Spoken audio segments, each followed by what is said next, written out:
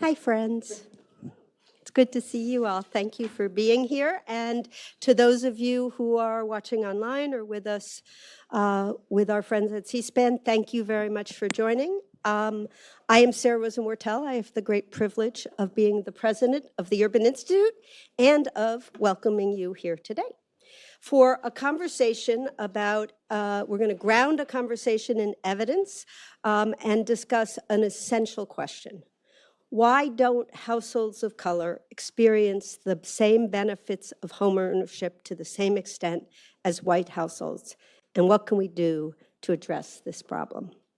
First of all, I want to thank Kimberly Cornett and the Robert Wood Johnson Foundation for making this event possible and for supporting really, I think, interesting and powerful research by my colleagues here on sustainable homeownership and wealth preservation for communities of color.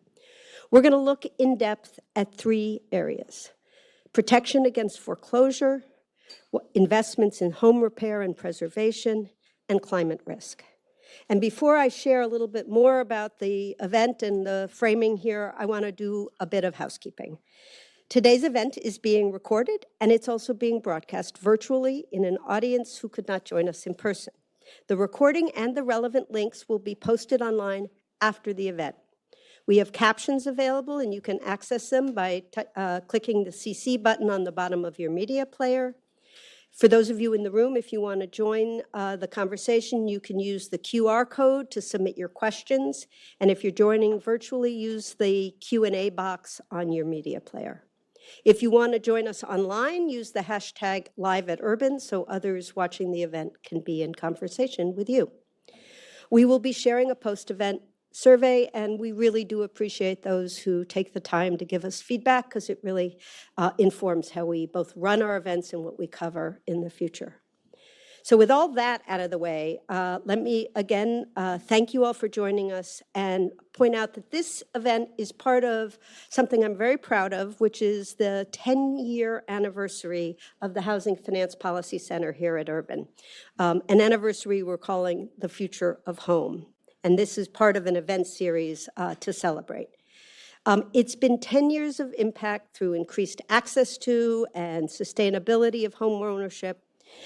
These events and activities are designed to challenge us, to direct our focus, and lean into the areas where we can have the greatest impact in how the housing finance system could better serve families, households, and communities, particularly those disadvantaged by that very system. We are very grateful to RWJ for their support and thought partnership. They've helped us to develop a body of work that is shedding light on areas like equity-oriented affordable housing initiatives, emerging strategies for integrating health and housing, and policy innovation at the intersection of housing, wealth, and health. In housing and so many other areas, RWJ is an essential partner for changemakers seeking to confront structural racism in policy and practice. And I think Kimberly's here somewhere, but thank you. HFPC, as we call it, Urban's Housing Finance Policy Center, over the last 10 years has shown how homeownership is critical to building wealth and creating housing stability in communities across America. But the ability to access the better futures that so many of us know homeownership can bring only is achieved if that homeownership can be sustained. And we know that for households of color, homeownership is less sustainable for a wealth of reasons that we'll talk about today, and thus it is less frequently a vehicle through which households of color are able to build wealth. But we do have a unique opportunity at this moment, and first one of this scale at my lifetime, with the nation's focus and attention to housing policy and the opportunity to build this concern and consideration into all that we do ahead. We also, I have never had a presidential election debate talk about housing to the degree that it is happening now. It is really a unique moment for us to sustain a kind of nonpartisan, solution-oriented approach to solving for the challenge, not only of access to homeownership, but sustainable homeownership. It requires us to collaborate across sectors, across programs, and across the aisle. And so we're grateful today to have a range of experts and practitioners from local, state, and federal perspectives. We're going to be joined in a minute by Newark Mayor Raj Baraka, Alabama State Representative Rolanda Hollis, HUD Deputy Secretary Sarah Edelman, and many of our collaborators, including the National Fair Housing Alliance, who's been a partner in this work. So let me say thank you in advance to all of them and to all the other people who are joining our conversation and have participated in this work. And with that, I am thrilled to introduce Kimberly Cornett. Thank you.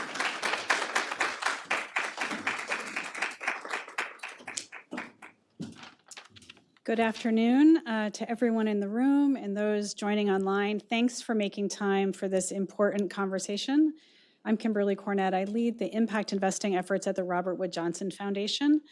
RWJF is a $14 billion foundation based in Princeton, New Jersey, exclusively focused on ensuring that every American has a fair opportunity to live their healthiest lives possible. And we also acknowledge that that pathway to kind of full health is unequal. And it's unequal because communities with low income, communities of color, have been actively denied access to capital to make the investments, which many of us take for granted, that really are the pathway to health and to wealth. The roots of today's conversation really fall in some research that was done by Dr. David Darity, really codifying the connection between health and wealth and also liquidity. You think about your ability to go to the dentist, right, where there might be a copay. Those are wealth privileges that some, but many of us do not enjoy. And I think we all know that the pathway to wealth in this country has largely been around homeownership. And what we saw in our early research was that there were many really good efforts and very capable institutions working on creating new homeowners, building that pipeline.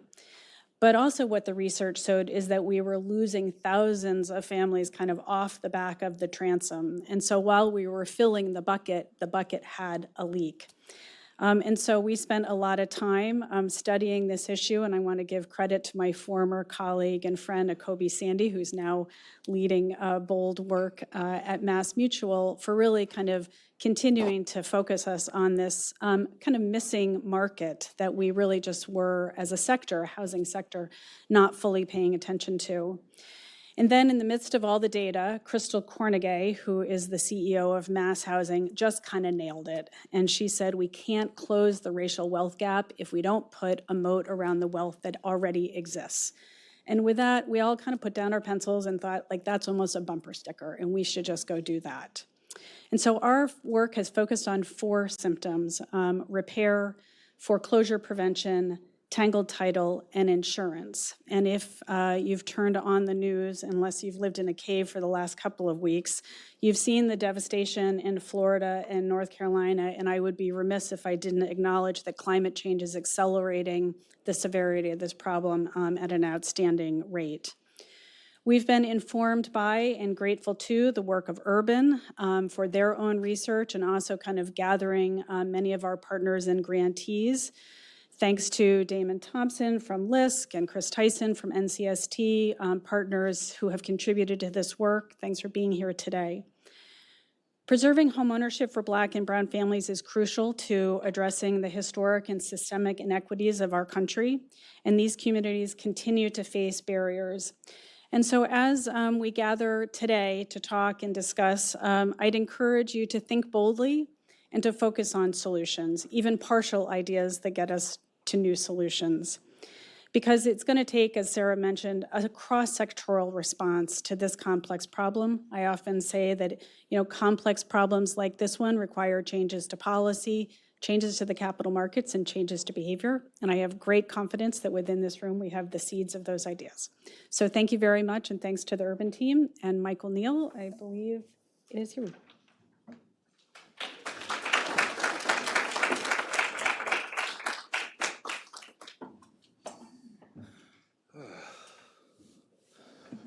Good afternoon, everyone.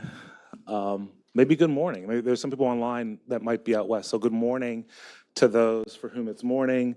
Good afternoon for those here in person and anyone online for whom it is 12 p.m. or after. Again, my name is Michael Neal, and let me say a couple of things here. Number one, certainly a degree of gratitude. Thankful to Robert Wood Johnson Foundation for the trust that you have in us, the Urban Institute, for the courage that you have taken on this very important topic, not just trusting us with your support, but also other organizations, some of which you will hear from today. But also, thank you to the Urban team. Yes, I'm the one who's up here. You see me, but what you don't see is, and maybe who we appreciate less is our event staff. All of the hard work that they have done to put on an amazing event. To our Housing Finance Policy Center staff, who have worked hard and thought hard about how this agenda would look and ultimately the content of the information that we're going to share. And also to our researchers who have done incredible work on this topic and are going to share some of that over the course of the day. The next thing that I want to say is one of the things that I want to try to recommend to you is that you enter into community with us. Certainly, there's a part of the conversation in which we're going to be talking.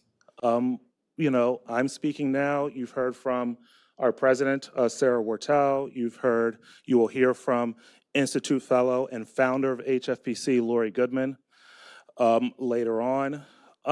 But you will also hear from those that are not urban affiliated, but are subject matter experts in this area. So we're expanding the conversation to those that have a particular expertise and are doing what many believe is game-changing type activities. But we also hope to hear from you. And we've done that in a couple of ways. Obviously the traditional way is through Q&A. There will be opportunities for you and to ask questions. But we also have this time a data walk. We have 3 charts sitting outside that capture some of the key trends that we think are critical for thinking about the disparities in home preservation. Certainly, we've seen disparities in unemployment rates. One key factor ultimately for losing your home, for not being able to make those needed repairs. The data does indicate that oftentimes it's homeowners of color, it's communities of color that are more likely to be jobless in a way that sets them up ultimately to lose their home, absent key changes. But also, as we start to think about the renovations and the rehabilitation and the additions that are needed, certainly there's a lot of evidence and a lot of important evidence illustrating that communities of color are more likely to live in structurally unsound properties. But at the same time, we are beginning to see some evidence that they're more likely to live in overcrowded conditions as well. And so the combination of that brings in these important discussions around renovation, around things that we need to do to expand and make the structure inhabitable as well as livable. And at the same time, how do we think about climate change? Certainly what we saw with Hurricane Helene, we've seen it in the past. The implications for communities, and in particular communities of color. There's an emerging source of data that's pointing out that homeowners insurance plays a key role in undermining the ability to sustain homeownership and to bring about resilience. Certainly the evidence does seem to suggest that it is exactly lower income homeowners who are more likely to pay higher premiums, maybe even less likely to have homeowners insurance in the first place. All of that dovetails ultimately to the implications for health. And that's a key part of this, that yes, yes, we want to talk about the implications for wealth building, but we want to also connect it and link it to the implications of health. One of the things that we saw during COVID was the importance of health as a form of talking about people's wealth. And so we want to integrate that aspect into this broader conversation. The last thing I'm going to say, and I'm going to return to this idea of community, is certainly there's work that we've done. We think we're smart. We think we're cool. We think that we have a lot of interesting data. We're going to share all that with you. We think we've got cool friends. We're going to introduce them to you over the course of the afternoon. But we also want to hear from you. We have a board outside. We really encourage you to look at the data, some of the charts I've shown here, offer your opinions. Engage in community with us, engage in conversation with us. We are going to take that and use that to inform the way that we think about this topic going forward. And it doesn't necessarily mean that you have to agree with us. Again, we're not looking necessarily for agreement, but we're looking for community. And we hope that you walk away thinking that when you're at Urban, you can enter in community with us on a topic that we think is very important. Does that sound good? Does that work? Okay, excellent. So with that, I think what I would like to do is turn and introduce Mayor Ross Baraka, Mayor of Newark, New Jersey. I will say that we have had the pleasure, we at the Urban Institute have had the pleasure of working in Newark over the last 4 years, looking at home ownership, looking at their land bank program, looking at their grants and development program. We have learned a lot from them, and hopefully I think we have been able to provide tools for how to think about the work that they're doing. Mayor Baraka has been a leader in this space, in the housing space, as mayor, and so I welcome him, and we'll turn it over to you, Mayor. I see you on the screen there. I will go sit down and come back when it's time for questions. But Mayor, thank you so much, and thank you everyone for being here. Thank you. First, I would like to thank the Urban Institute for convening us here today around what I think is an incredibly important topic and giving me an opportunity to be a part of it. Newark, New Jersey, where only 25% of the residents actually own their homes. 75% or more are renting homes in the city of Newark, where the average income is anywhere between $35,000 and $36,000 a year, which means we have huge challenges in a predominantly Black and brown city. I wish I could be there in person, but unfortunately my schedule wouldn't allow it. I think this discussion today is what I believe creating an opportunity economy actually looks like. This is how we ensure growth in a vibrant economy, by ensuring more people have the ability to participate in it, creating clear pathways for folks that have been marginalized and excluded. We have to be clear that the pathway to homeownership for many Americans was not a circumstance of uninterrupted market forces. It was an act of government policy, deliberate act of ensuring home ownership for many Americans, an intentional route to the middle class, while at the same time redlining communities as policy, preventing investment, home loans, credit, insurance, and so on. So our job, our work to rectify this, as we think so in Newark, must be equally deliberate and intentional.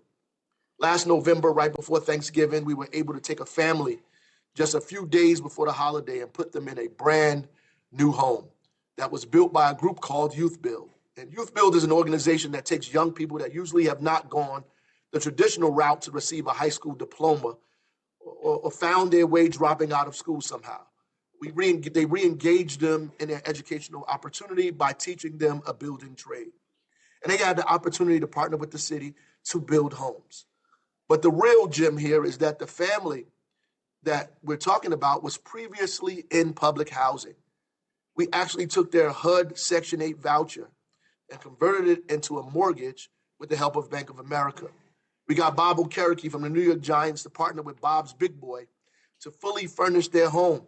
And his family got to spend Thanksgiving in a brand new home and have Thanksgiving dinner with their family in a brand new kitchen with a brand new dining room. We have since expanded this opportunity to a broader group of people that are at least 80% or below the area median income. And a few weeks before this presentation, I stood with the Urban League while they held a raffle for 8 brand new homes, some of them 2-family homes, with an average price tag of about $170,000. There were hundreds of people, hundreds of applicants in line for 8 homes. And they were able to put this package together with the financial help, of course, of the city and the state, an instrument that they put together at the Urban League themselves. These would be great feel-good stories, but it's more than just that, especially when you weigh in the fact that Newark, which is only 8 miles away from Livingston, a neighboring suburb, has a 14-year life expectancy difference, that the social determinants of health, which includes housing opportunities or lack thereof, has a debilitating outcome on people's lives. So these creative options not only attempt to add years on our residents' lives, but in a real practical way, it allows us to create affordable home ownership and tackle the state's wealth gap at the same time. A wealth gap that is staggering in this state. The median wealth for white families in New Jersey is $322,500. For Black families, is a little over $17,000. And for Latinx families, $26,000. The median wealth for white individuals is $103,000. For Black individuals, it's $4,900. And for Latinx individuals, it's about $2,300. This is shocking and preposterous. And it would take us a couple of centuries to repair this wealth gap at the present rate we're going. And the eye of the storm of this wealth gap is clearly home ownership. If you measure home ownership between these families, you would see the same kind of difference in wealth and home ownership, that they're in fact parallel. And further, the lack of affordable home options, period. The state of New Jersey is 200,000 units short of any kind of affordable housing. There are about 4,000 people in the state that have those vouchers that I spoke about earlier, but have no place to go, that are essentially homeless because either their voucher amount is not enough to use in the market, or people are refusing to take vouchers. And the state is only producing about 3,000 units per year in affordable housing. So this scenario has put the state in a very critical housing crisis. The cost of living is becoming unbearable even for regular middle-class families and those trying to enter the middle class and start a family of their own. These conditions have created a market that is untenable and unaffordable, and has become almost unreachable. There are a few things we have done in Newark to try to stop this avalanche from crushing us. New policies and actions that until new policies and actions are taken by the state, there are things, or even nationally, there are things that we have to do to protect ourselves in the city of Newark. We've created new inclusionary zoning ordinances that require affordability in all new construction. We give the first right of refusal for city-owned property and city-owned land to nonprofit community developers who are committed to building affordability, particularly in home ownership. We've created a land bank where we are able to use city-owned land to create the Section 8 to home ownership program that I spoke about earlier, as well as partner with small to mid-sized developers to target distressed areas and build there to create land trusts. We use our Affordable Housing Trust Fund and negotiation with developers to create units as low as 30% of the AMI and transitional units and transitional homes for those that are in more grave situations. We have redone our zoning ordinances to create more density, to allow for ADUs to be attached to people's homes and force more environmentally friendly development. We make developers plant trees to combat our growing heat index and particulate matter in the air. We require green roofs and flood mitigation. Some developers have to chip in and help with improving our water and sewer infrastructure. For older homes, we use some of our home dollars to create a program for facade improvement and emergency renovation. We also use some of those dollars to create a down payment program for first-time home buyers for about $10,000 or more. And these are just some of the things that we are doing to sustain ourselves in a very difficult environment that needs really bolder and broader policy to help bolster what we're doing locally to really prevent ourselves from drowning. And as the market forces are pushing forcefully and rapidly against what we are trying to accomplish, and what I think is lazy kind of thinking and policy from elected officials and misinformation and a real lack of data, We're trying to think through so much, how to slow down or stop investment firms from buying up local housing in large groups and artificially driving prices up, what statewide rent control would look like and data around it, or at least a moratorium for a few years while we begin to figure out affordability and begin to convert some of those units to housing, to home ownership. Public-private partnerships with public dollars as first loss capital to create large funds to tackle affordable housing needs across the state and affordable home ownership across the region. Looking at HUD's AMI definitions across the country and finding gaps in what's considered affordability, and begin to push heavily on turning those vouchers into mortgages so we can create more home ownership from folks who are traditionally using vouchers for low-income public housing. Rethinking the voucher itself and how effective it is on the market, and nationally begin to reinvest in what low-income housing looks like and clear pathways out of it towards home ownership. All of this while building housing using clean energy that's able to withstand about a 100-year weather every 5 years and making it more accessible, more affordable, and diverse. And I would argue that this is the beginning of our opportunity economy, that we cannot talk about an opportunity economy without shelter. Nothing else is even imaginable. This is why we use the housing first model here in Newark. The first thing we all have to do is to ensure that every person in this country has a roof over their head, that they are not spending 30 to 50% of their income on housing, that the access to housing, both in actual availability and cost, does not continue to create deep inequity in this nation, and that the pathway to the middle class, or the check that King spoke of at the March on Washington, is not continually marked insufficient funds.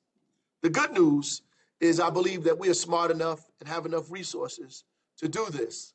What we need is the will, or like Maya Angelou said, the courage, because courage is what allows us to practice all of our other values.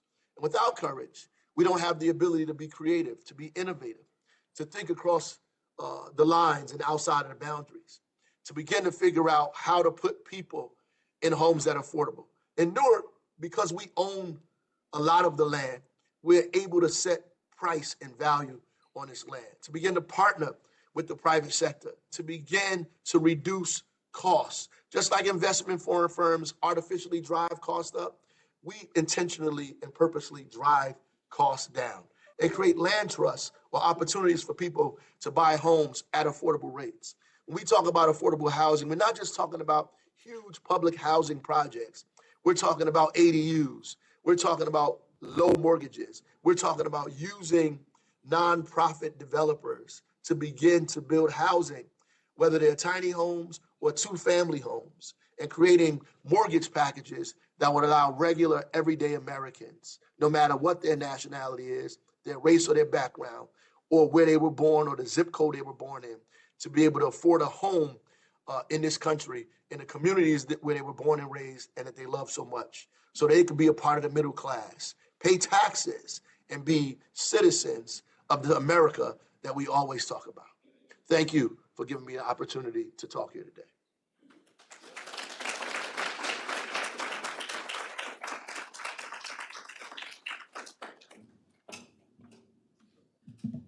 Mayor Baraka, that was inspiring, as well as packed with very important content and policy. We're entering our Q&A phase here. Let me say, this is the first time that I am doing this, so bear with me.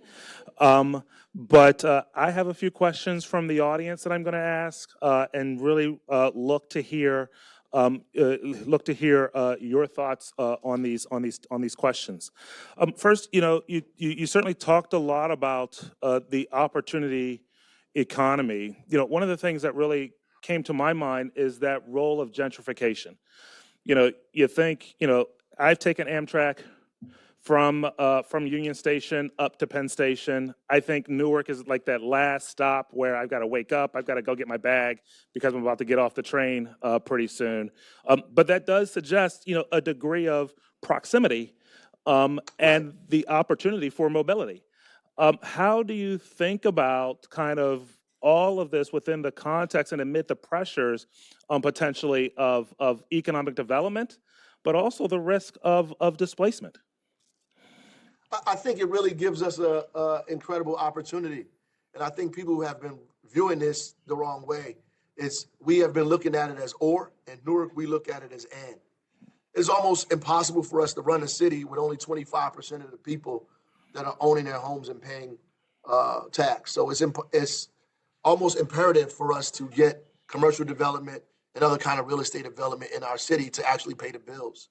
But we have to prevent an avalanche from falling on our heads. And so we purposefully have to deliberately create options in our city for affordability, whether we're talking about inclusionary zoning or using our land bank to create housing opportunities and housing choices for the people in our city, and tackling a market that's just not, not being focused on, not being given attention to. So we do this, we try to do in a city. We invite wealth into the community, but we want to use that to foster and develop, affordability in our city at the same time. No, I love that. I love that.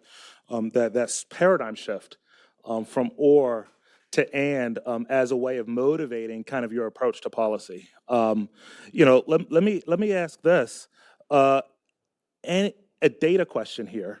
You talked a lot about the need for data on policy opportunities like rent control. What have you given thought to the specific kind of data points that you think are really critical? Yeah, I mean, one, as I spoke about these investment firms that are coming in, purchasing properties, just really the real kind of pressure that puts on the economy, that it puts on the market. Does it falsely drive prices up? How do we solve for that? What is a way to get that to end or at least mitigate that so we begin to kind of even out what costs are looking like, the rising costs?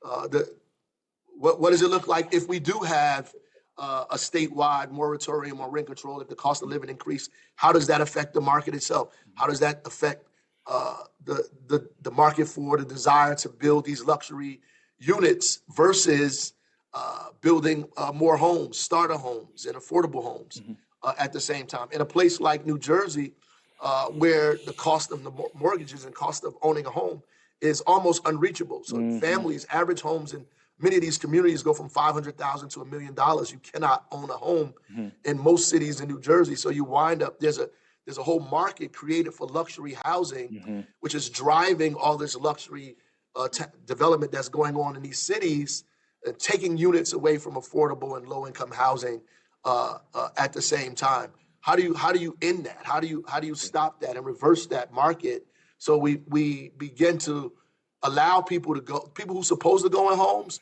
have the ability to go into those homes or have the ability to go into it without any subsidy, can go into them immediately, and create a market for more affordable and low-income opportunities in cities like Newark, right? And what does statewide zoning ordinances look like as well? I think zoning ordinances that have been prohibitive, exclusionary instead of inclusionary, that don't allow for things like ADUs, accessory dwelling units on people's homes, or starter homes in people's communities that will become more affordable, or two-family homes where people are owner occupied. All of those things have to be thought about, and how the zoning ordinances or home rule get in the way of all of that. Let me say, I appreciate the courage you posed by answering a question on data, number one. Number two, I really appreciate the way that you answered it in terms of showing not just specific data points, but also kind of the context in which that kind of data, that kind of research can be used ultimately to influence and to impact policy. Let me turn a little bit. You talked a little bit about Section 8 to home ownership. Something that I think is an area that you have been leading on. Can you talk a little bit more about that program, how it's being received by the public, how it's being received by recipients, maybe even by landlords? A little bit more context around kind of how you think that that program is progressing. Well, I just want to say we didn't invent it. So, HUD has allowed this for some time, but because it's, you know, heavy, a lot of folks don't want to carry it, right? And so we've figured out a way to begin to do it. Like we partner with NACA and Bank of America. Now we have other agencies, financial institutions that are trying to partner with helping us create a mortgage around this. And the first step of it is because we own the land. The city owns the property through the land bank, which makes this possible, right? Because we own the land, we can sell it at whatever price the city wants. And obviously, this is property that was not on the tax rolls. We were not getting any revenue for these properties at all.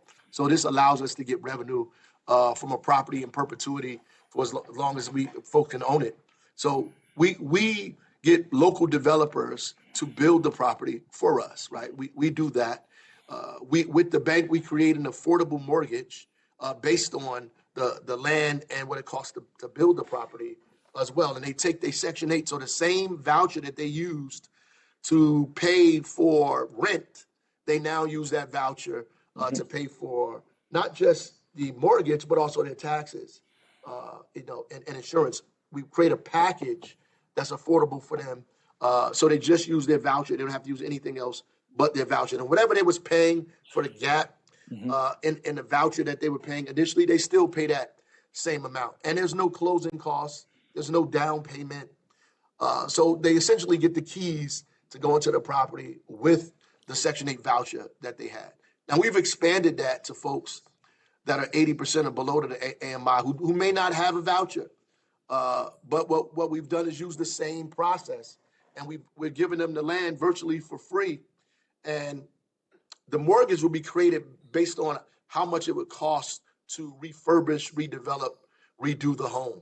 So whatever money you put into redeveloping the home, that would be your mortgage, right? So, and we're doing it with multifamily units as well.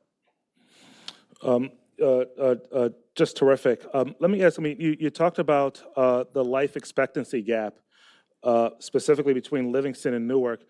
Can you share your thoughts on kind of how you think about life expectancy in relation to the quality of housing, perhaps even the needs that people are going to have with respect to their housing? How do you connect the dots there? Sure. And I said the social determinants of health really dictate life expectancy, access to food, access to quality health care, access to good education, access to housing and housing costs, because that's really a fundamental need. When people are spending almost half their income on housing and where they live, and if they have a crisis, it makes it difficult for them to get quality health care. It makes them difficult for them to get quality food. They're eating a lot of food that they can afford on the run, cheap and highly processed foods, right? Access and not high quality access to healthcare or child care for that matter. So they're in these communities around all of these negative social determinants that are wearing down on their life, right? That makes their life shorter instead of longer. And access to quality housing helps you have more stress-free. You're more stress-free. And if it's affordable, you're able to use the money to be able to pay for quality food, invest in your education, get quality health care, pay for quality child care, all those things that would improve the quality of your life. Let me take a step back and think kind of more conceptually. What does success look like for you? I think both in terms of the wealth gaps that you discussed, but also in terms of, the implications for health outcomes. Well, ultimately, I think that we have to look at this as a crisis, and I really don't see that happening. I do, and I heard the speaker earlier, and I agree that this is probably the first time that housing has been talked about in the way that it's being talked about on a national stage. And that's because the crisis is now being felt throughout the country, across zip codes and across nationalities. It's becoming more and more unaffordable for all sectors of affordability, whether you in low income or working class families to middle class families as well, to people who fresh out of college, to folks that are they're coming home from incarceration looking for housing. So the whole spectrum of it is becoming unbearable and untenable. And so this is the first time we're talking about housing, but I think that we need to begin to treat it like the crisis that it is, especially in the East Coast. I think it's beyond a crisis in the eastern region of the United States, probably one of the most wealthiest and most segregated regions of this nation. I think that it's at and we begin to look at it as a crisis and begin to invest the kind of resources and thought into it and data and collaboration across, institutions, lines, public, private sector, to really come together and figure out how to solve these problems. When I see all of us coming together and are willing to put our resources and our mind and our thought into an imagination into solving this, I look at that as the first step to winning this thing. Because I don't think the problem is the problem itself. I think the problem is our inability to see it as a problem. Right? And when we begin to do that collectively and collaborate on it, I think it begins to go away. This is a bit of a lengthy question here, so I'm going to speak a little slower, just because you may not have it right in front of you. Some cities have changed their public housing rules to allow for income qualifications for voucher holders to be evaluated every 3 years instead of every year.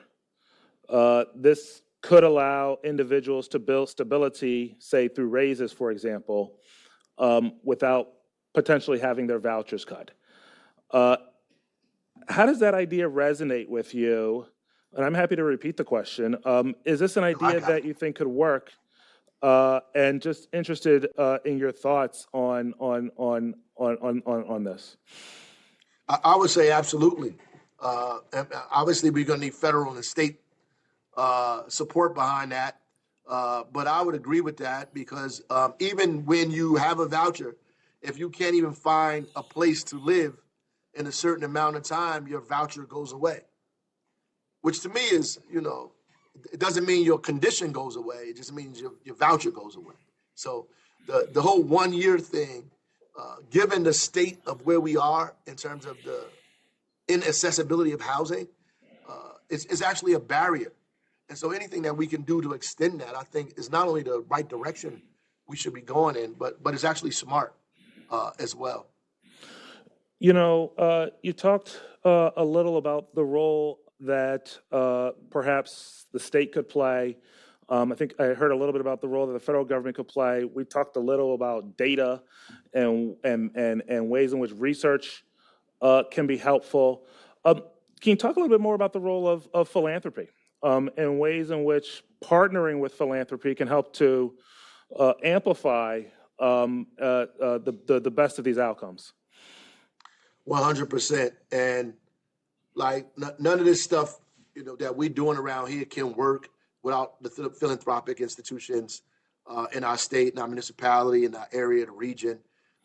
There's many roles that philanthropy could play, whether it's helping to finance or support nonprofit builders, nonprofit developers like the Urban League to continue to be creative and do the research and development that they do to create these programs around housing affordability, whether it's investing in down payments for folks who are traditionally marginalized and left out of the process, or helping people with back office work and support to get through all of the documents that they need to get through in order to qualify for these programs or loans or lotteries or all of these other things that are incredibly lengthy, that sometimes prohibit people from participating in these processes the way they need to or should.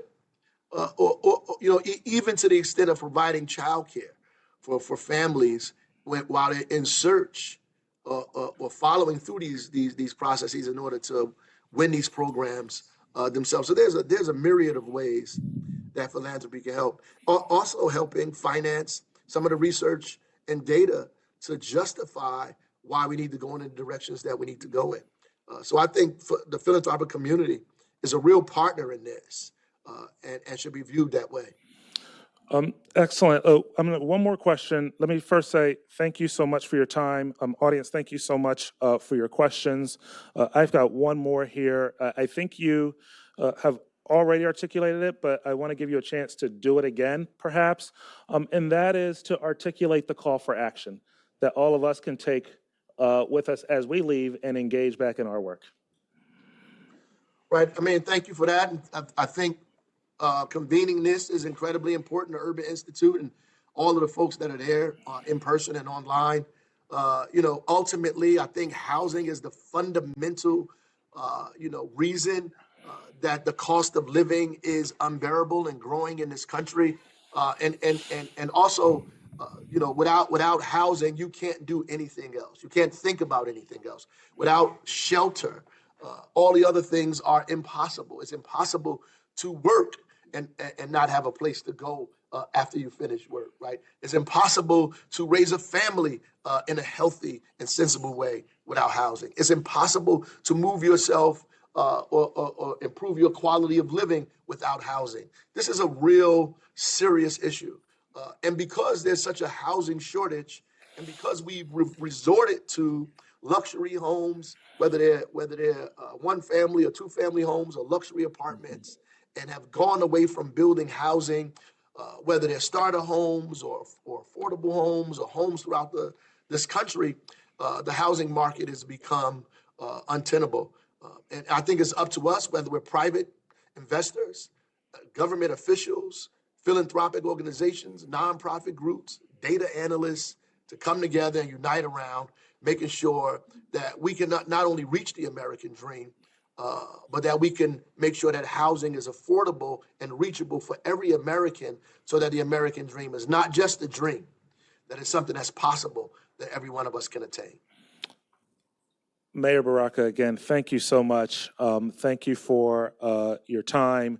Thank you for sharing your insights. And thank you so much for your leadership. Very much appreciated. Thank you.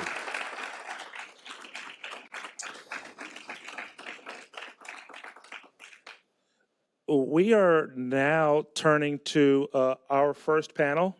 I would like to call my colleagues, Sarah Edelman, Martha Galvez, Megan Sandell, and Damon Thompson for a deeper and a multifaceted conversation on a lot of these important areas. Oops, let me take this with me. Hi.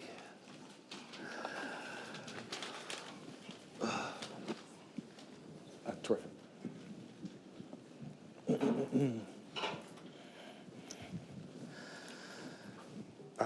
I'm supposed to get 10,000 steps. I think that was 2 steps. Oh, there it is. So Just do it a few more times. that's what I need to exactly.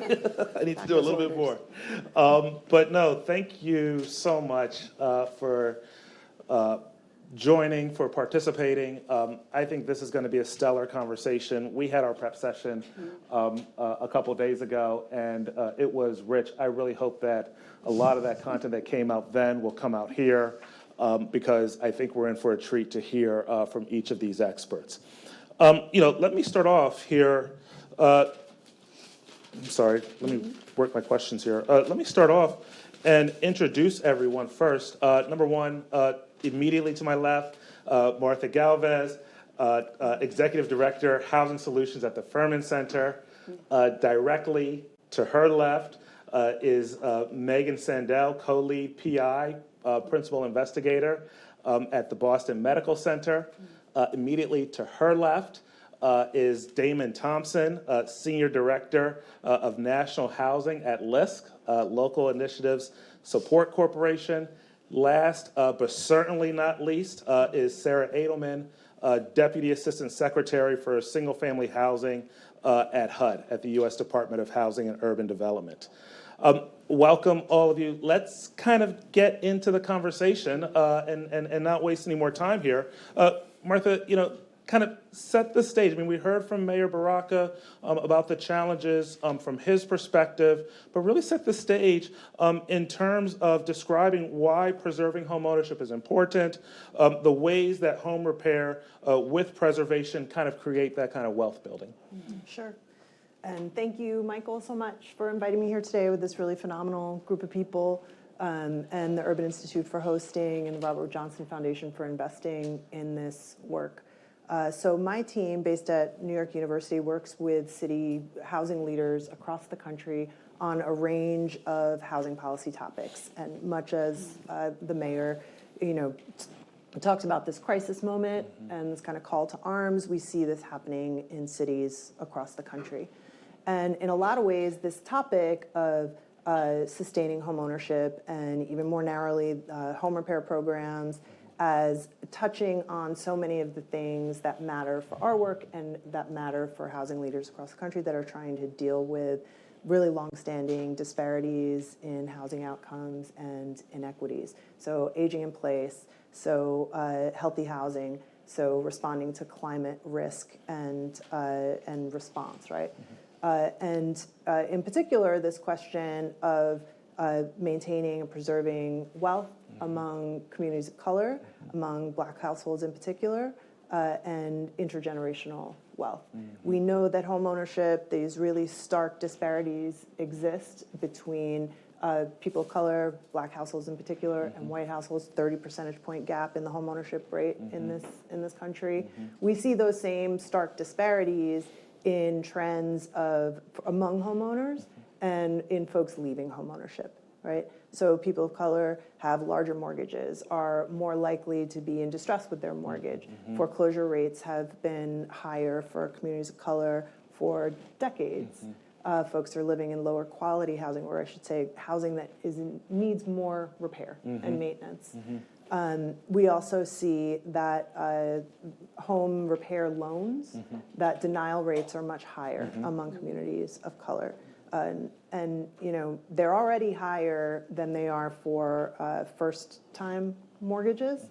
Denial rates are higher for home repair loans, but among African-American and Latino households, they're way higher, right? And we convened a set of cities this year and did a deep dive on homeownership programs with them. And in those communities, Baltimore, Detroit, Louisville, a few other places, the denial rates were, more than 2/3, 70% in some cases for Black households. So it's pretty critical problem, right? Access to what folks need in order to maintain their homes. And it has implications at the individual level. So families who are living in houses with a lot of conditions that might affect their health, folks' ability to stay in a safe home as they age, and of course transfer wealth to their family, and at the community level. So whether there's anti-displacement concerns or displacement concerns, as the mayor discussed, and folks coming in and buying distressed properties and flipping them to more expensive rental units, loss of affordable housing in neighborhoods, or just having units that really need help bringing down property values for neighboring homeowners, or at the community level as a whole. So I've become a home repair proselytizer. Any conversation, I can bring it back to home repair programs. And at this crisis moment, this really feels like a time when there's more energy and more investment in making these programs as impactful as possible. You really kind of raised the conversation, I think, around the implications for wealth. But also connected it to the transfer of wealth and the implications there as well, expanding kind of the way that we're thinking about it and kind of even that question there in very important ways. Megan, I kind of want to bring you into this conversation. I mean, Martha talked about, the greater likelihood of living in physically inadequate homes. Certainly the implications for wealth, both in terms of sustaining and passing it off. Want to get your thoughts on even some of the health implications, but also kind of, the choice, the trade-off often of what bills you're going to pay and ultimately what that means for health, given that this is your experience. Yeah. Well, let me follow Martha in thanking the Urban Institute for organizing this event today. Thank you, Robert Wood Johnson, for being an amazing thought partner. And I'm a pediatrician by training, right? I went to medical school. And in a lot of ways, as I got out of medical school and started doing my pediatric training at what was then Boston City Hospital, became Boston Medical Center, it became really crystal clear that a stable, decent, affordable home in a neighborhood of opportunity was one of the most fundamental ways for people to be healthy. I just loved it. Mayor Baraka used the word social determinants of health, right? The mayor. And so over the last 2+ decades that I've been a pediatrician working at BMC and doing research in this, I used to have to give the talk, housing and health are connected. Don't have to give that talk anymore. Everyone sees it. And if you didn't see it before, COVID-19 pandemic taught you that in spades. But in many ways, like in some ways it's not rocket science. The conditions that make housing unhealthy and rental housing carry over into home ownership, right? Issues with mold, issues with pests, issues with whether or not you have injury risk, issues of whether or not you have lead paint in the home, issues of whether or not the home is energy sound, either that you're having difficulty heating it or in some parts of the country, difficulty cooling it, and thinking about that energy trade-off. I do feel like the housing quality research is just profoundly well described in that way. Where I always want to point to is that is the physical health, right? Respiratory exposures or injuries, or whether or not you're exposed to a toxin like lead. But we don't talk enough about the mental health implications of living in a home that is making you or your family sick. And there's just enormous research, and in many ways, I think the mental health implications are even more profound because there's research that shows that it carries over into schools, right? Kids going into schools and acting out because they're living in substandard housing, because their parents are stressed, and other things. So I feel like the quality ripple and the inability, because to an extent in rental housing, you theoretically have a legal right to trying to enforce it. You're the homeowner. And what does that do in terms of it? I think the other thing you hit on that I think is really important is the financial burden. As we think about these things, oftentimes families may have a ripple effect. They have a kid who's sick, they need to stay home with that kid, they miss work, they therefore don't have as much income, they're now falling behind on mortgage, they're choosing between that mortgage bill and the eating bill. Instead of it being rent or eat, it's mortgage or eat. And thinking about the energy bill and thinking about your healthcare costs. So those are all there. I think the last piece I think is really also important is that as we think about asset building, a lot of times you end up in multi-generational households where a kid is sick, but it is grandma or grandpa's house. And being able to talk about that asset that you want to pass down generations and yet don't have the tools. And I just, like Martha laid out the structural barriers that are holding people back from that assets and that generational wealth transfer and being able to be stable and having a decent home that you can afford now. So I just think it is incredibly important to talk about both the wealth implications and the health implications side by side. And Megan, I mean, one of the things that I think I'm hearing is, oftentimes when we think about, say, inheritances, we think about the positive aspects of transferring to future generations. But both in terms of structurally unsound properties, but also what you've talked about in terms of health, including mental health, there could be a vicious cycle there if we don't get this right. Very powerful in terms of just kind of thinking about that across generations. Damon, let me get it over to you because I know you and LISC have started a renovation rehab program. I want to give you a chance to talk about what was the thinking that led you to that program, but also kind of what are some of the outcomes that you're really looking for from this work? So for us, we started from a preservation perspective in Detroit in 2015. So for many of you all who are aware, Detroit coming out of the municipal bankruptcy, we had a report that was produced by Zillow in 2013 on the state of the Detroit housing market. that showed that 80% of Black and Hispanic residents who walked into a bank would be denied for home improvement capital.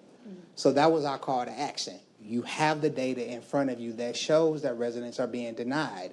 You don't have enough grant dollars to solve the access to capital issue. So that is what our call to action was in working with my mayoral administration and the city's Housing and Revitalization Department, and along with HUD. So I want to thank you to HUD. We were able to create what's now known as the 0% interest home repair loan program, and we've been able to replicate that model. So what we were able to do is the city's housing department initially at launch allocated $6.6 million in CDBG funds. We raised through our partners at Bank of America Private Capital to create this 0% product. So what the 0% product is, it's a blend of the CDBG funds that we have. It's a dollar for dollar match with the private funds that we have. Also, as a part of our development and scaling and building of this program, we knew that homeowners also came to the table at intake without homeowners insurance. So we were able, because of the private dollars that we have, create an escrow and carve out those funds. So now a homeowner doesn't have to come to the table with a large down payment for homeowners insurance. We have a local CDC who's our intake partner working with that homeowner to not only secure homeowners insurance and receive an affordable quote, but we're including that amount in. So we're carving that amount out of their actual construction contingency and setting that aside for either insurance or setting that aside for property taxes, because we know that those are two challenges that we see in the markets that we work in. Unaffordable homeowners insurance due to redlining, and of course property tax issues due to overvaluations. We know that those are prevalent issues that we have to work with. And so for us, from a housing perspective and from a list perspective, yes, we support the building of affordable housing, but from a housing team, we support preservation and we support the access to capital. So from the Detroit model, we've been able to replicate that, and now through my work and my team, we brought that to Memphis. In 2023, we launched the 901 Help Program, which is the Memphis Homeowner Empowerment Loan Program. That's a 2% interest rate. As I mentioned, in Detroit, it's a 0% interest rate. And then 2 weeks ago in Cincinnati, we're excited that we launched our Revive and Thrive program, which is a 3% interest rate. So for us, having to raise the private capital, our goal is that we don't want to put out a product at any more than 3%, because we know interest rates right now are at 6 and 7%. Our goal was also to create a program that had flexible credit scoring. Our credit scoring is a 560. For homeowners who do not have a credit score, we can use alternative credit. So to account for the biases in appraisals, we don't use an appraisal. We use an AVM, which takes out the human bias. So we also allow homeowners to go up to a higher level of their loan to value at 150%.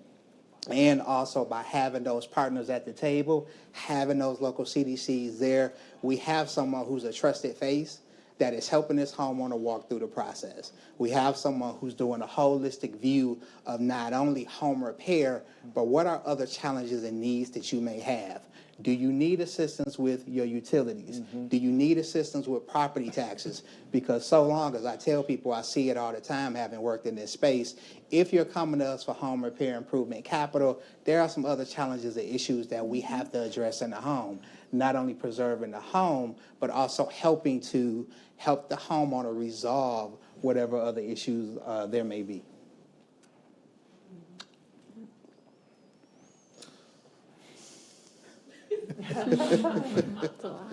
I'm trying to speak here. Let me say this. I mean, one of the things that really jumps out at me is that it takes a village. You know, that's what I hear of.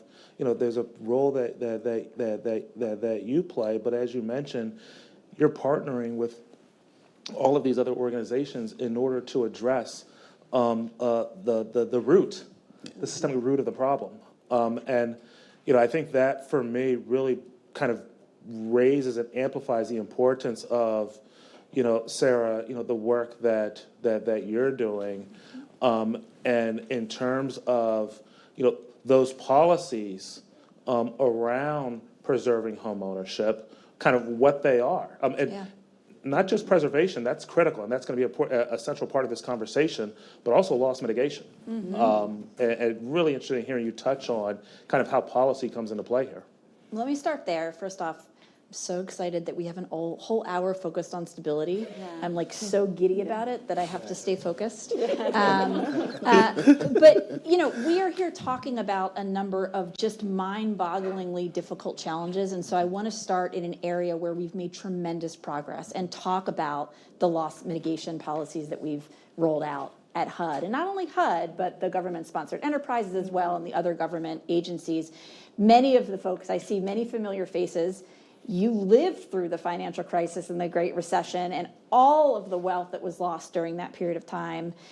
We learned a lot from that. I'm thinking about the Urban Institute, the Mortgage Servicing Collaborative, great research that came out showing that the most predictive way to get somebody reperforming is payment reduction. There were all sorts of insights that led us to be much better prepared when COVID hit. And I didn't join FHA until we were way through the worst, so I'm not taking personal credit. But the team, made, probably 40 different policy changes to make sure that, first off, the giant barrier that we saw during the financial crisis, where no one could get access to options because they couldn't get their paperwork together, or the servicer would lose the paperwork. Getting rid of the paperwork, streamlining options, creating real opportunities for payment relief. We saved upwards of 2 million households from foreclosure. Or rather, they were able to save themselves by getting by accessing these tools. We are currently in the process of taking the lessons that we learned through this experience over the past 3 years with the COVID loss mitigation waterfall, and we're putting out our new permanent waterfall that takes account of what worked well, what didn't work well during these few years. Here at the end of the year, we'll be putting that out for feedback. But, I think the critical thing is that the work is never done. We had this fantastic suite of options, and then interest rates went up. And our toolkit was very reliant on the ability to lower interest rate. So we've worked hard, again, we collaborated with researchers, we collaborated with mortgage servicers, and we came up with a new solution called the payment supplement, which is rolling out. Some services are doing it now, but basically another way to reduce payment when reducing interest rate is not an option. And then even with the best loss mit solutions in the world, we still know that people are going to experience income shocks. And so, the conversation needs to continue. Our borrowers, so FHA serves 83% of our borrowers are first-time home buyers. We serve twice as many Black borrowers and 3 times as many Hispanic borrowers as the whole market overall. And our borrowers, during COVID, were the first ones to get real job shocks and are regularly facing economic shocks. And so we've very much just appreciated the collaborative effort to have good solutions. I feel like what isn't coming out, and maybe each of you are just too modest here, is how hard the work is, how everything that goes into it. From developing policy, from coming up, from, identifying and doing the research from multiple different angles, implementing the strategy in cities like Memphis and other places around the world. I feel like that is the aspect here that is getting masked, is just how hard and challenging these works are. I remember Joe Ventrone, I think, is in the audience here. I think I ran into him earlier today. And there he is. And, earlier this year I was at an event and he was being honored, and he mentioned that housing a wrestling match, a football match, it's challenging, it's hard. And, I say all that to say that, to commend you for, in each of your own way, the work that you're doing. But also as a segue, we heard Sarah kind of talk about, kind of from the federal perspective, the work that is being done. But Martha, I know you've also have, a particular focus at the state and local level. Can you talk about kind of some of the promising policies that you've seen in different places around the country? Sure, yeah. And I love talking about the hard work that people are doing on the ground in cities across the country, and I could listen to Damon all day talk about the nuts and bolts of it. And I think that's a great kind of bouncing off point. I'm sure he has more to share. But there's lots going on at the state and local level, and maybe there's 2 or 3 things I could point out. But I think it's useful to take a step back from it and talk a little bit about the challenges of this system, of this landscape of programs, home repair programs.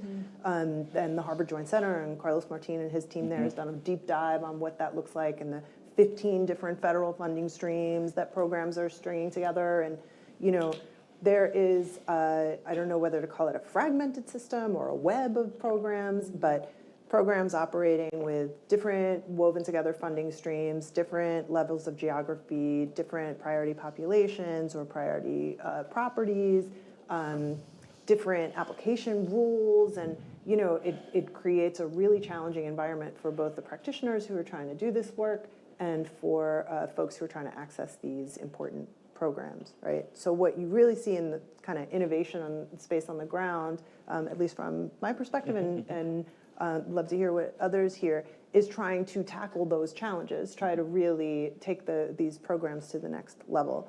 Funding is too scarce universally, so first and foremost, places are figuring out how to layer these funding sources and these opportunities at the federal level, combine it with state and local funds, philanthropic funds, health system payer funds, how to make not just more funding, because there's not enough funding to meet need locally, nationally, or at individual homeowner levels. Most of these programs will not cover the extent of the repairs or renewal needs of an individual homeowner. They're trying to reach more people and do more flexible work with the funds that they have. So people point to Pennsylvania a lot with taking ARPA funds, creating a $125 million statewide investment, going to the county level that created a lot more flexibility for programs to operate within and meet their kind of local needs. Second to that, and also having to do with scarcity, is who programs are trying to serve. So there's not enough to go around. Instead of one way to do it is say, randomly select folks, or first come, first serve, right? Places are really trying to use their programs to meet equity goals. So whether that's reaching people, income level tends to be a universal application requirement, eligibility requirement. But folks who are older, folks who have been in their homes for longer, place-based goals, whether at the neighborhood level, places that have been historically underinvested, places with known quality issues at the neighborhood level. So trying to really target the neighborhood or individuals that they think will benefit most and help meet their local equity goals. And then last, because this is such a fragmented system and there can be multiple programs operating, in the same general jurisdiction with different pathways to them, we see places, and I think Detroit is a great example, trying to coordinate whether across programs. So Detroit is bringing together this task force of 40 or so programs to work together and be more coordinated. Other places, we heard from the cohort cities we worked with, are trying to do similar things. Baltimore has a great example where they're trying to combine all of their programs that are dealing with elders and serving older adults to not just hit their home repair needs, but also their other service needs. So really creating kind of a one-stop shop to meet the needs of that population and anchoring it in their home repair work. So I'll leave it at that, and I'm sure others have examples of the good work that places are trying to do. Yeah, no, I feel like that's an excellent segue. And, just for the audience following along, we kind of talked about it, and Martha and Megan kind of started with this conversation around kind of sizing the problem. What are the challenges out there? We've now moved into this conversation around solutions, and how do we kind of approach solutions from different perspectives to really address the problem, but specifically for communities of color, those that have historically been marginalized. Damon, I think that's a great kind of segue, kind of great shift over to you in terms of, thinking, single family properties. I know, you have a long career specifically here. What have you experienced in terms of those challenges, but also kind of challenges with replicability and trying to, do it in different parts of the country? So I would say that the primary challenge is raising the low cost. Is one of the things is raising the low cost capital. We're in a different interest rate environment. So what we launched in 2015 in Detroit, which has grown to a $30 million fund, that's at a 0% rate. Coming out of the pandemic, the next market we looked at was Memphis. 0% capital is very hard to find. So that's why we work with, the public funds that we have, and we bring in philanthropic funds in order to blend that interest rate down. I would say that's one of the challenges in replicability. And then just making sure that we had the capacity on the ground because, as I've already mentioned, LIST does not provide loans directly to homeowners. So we need trusted partners on the ground. We need local CDCs who serve as intake partners. We need banking institutions who serve as loan originators and servicers. But most importantly, we need sound construction managers because as much as we need homeowners to come in a pipeline, we need contractors who can come in and do this work as well. As I tell people, I really look at this as twofold from a wealth generation perspective. It's generating wealth by the homeowner by preserving their asset, but it's also generating wealth for Black and brown contractors who traditionally have been shut out of government programs because of the red tape. So it's making sure that we ensure that we have training programs, that we're intentional about going out to our trade associations. It's making sure that we're intentional about providing opportunities for those contractors to become licensed. It's not enough just to say, hey, we have these new programs and there's this money available from a government level, but then I'm not licensed. I don't have bonding. I don't have the proper insurance. So it's making sure that as an ecosystem, we're all collectively working together to make sure that we remove those barriers, as was mentioned, not only on the application side to where we're looking at universal models. So if you're applying for one program, we can all take the same information. You don't have to go to 15 different offices to apply for 15 different programs. And then from a contractor perspective, that we're intentional about walking you through our processes to make sure that we're able to allow you to be able to come into these programs, work, and scale as well. Because if we're providing opportunities for homeowners, we also have contractors in the market who are starved for these opportunities as well, because this is consistent opportunities for them to be able to, like I said, hire Black and brown residents who look like them, and then be able to scale from a general contractor to now a developer. So now they've gone from the single family market to now being able to build, as the mayor mentioned, build affordable housing. So it's a two-way, so like I said, it's really, I see it as twofold. Yeah, no, that's great. Let me get to Sarah and then let me get to Megan. But Sarah, specifically, I want to follow up on this conversation on single family properties. I mean, from your perspective, how do we bring, Damon talked about some of the financial challenges that can hold up replicability, that can hold up success. I mean, how do we bring the financial resources to bear, everything that's needed to really solve this problem? Well, let me talk about a few of the things that we've been working on. Yeah. First, our rehab program is called the 203K loan. Great name. It's a great name. Great, very, very, really bumper sticker worthy. But the 203K loan had not been updated in some time. And so we updated earlier this year. The changes go into effect beginning of November. And we have, there are two flavors of the 203K. One is the limited program, and that is when you're doing non-structural work. It's just streamlined. It's easier to do. You don't need what's called a 203K consultant that you need for more structural work.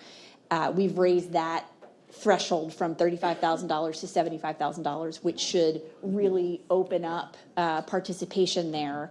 We've also, it's so interesting to hear about what Damon's saying about sort of kind of pent up contractor talent out there. Because one of the things that we've struggled with is when someone is doing a 203K standard loan, they're doing structural work, it's a big project. We do require them to work with what's called a 203K consultant. So it's someone who oversees the renovation, because the biggest risk that we have on these loans is that the construction doesn't get finished, that the rehab doesn't get finished, that it doesn't get done well, and then everybody is out. And so but we've had a really difficult time getting consultants, partly because the fees had not been updated since 1995. Yeah.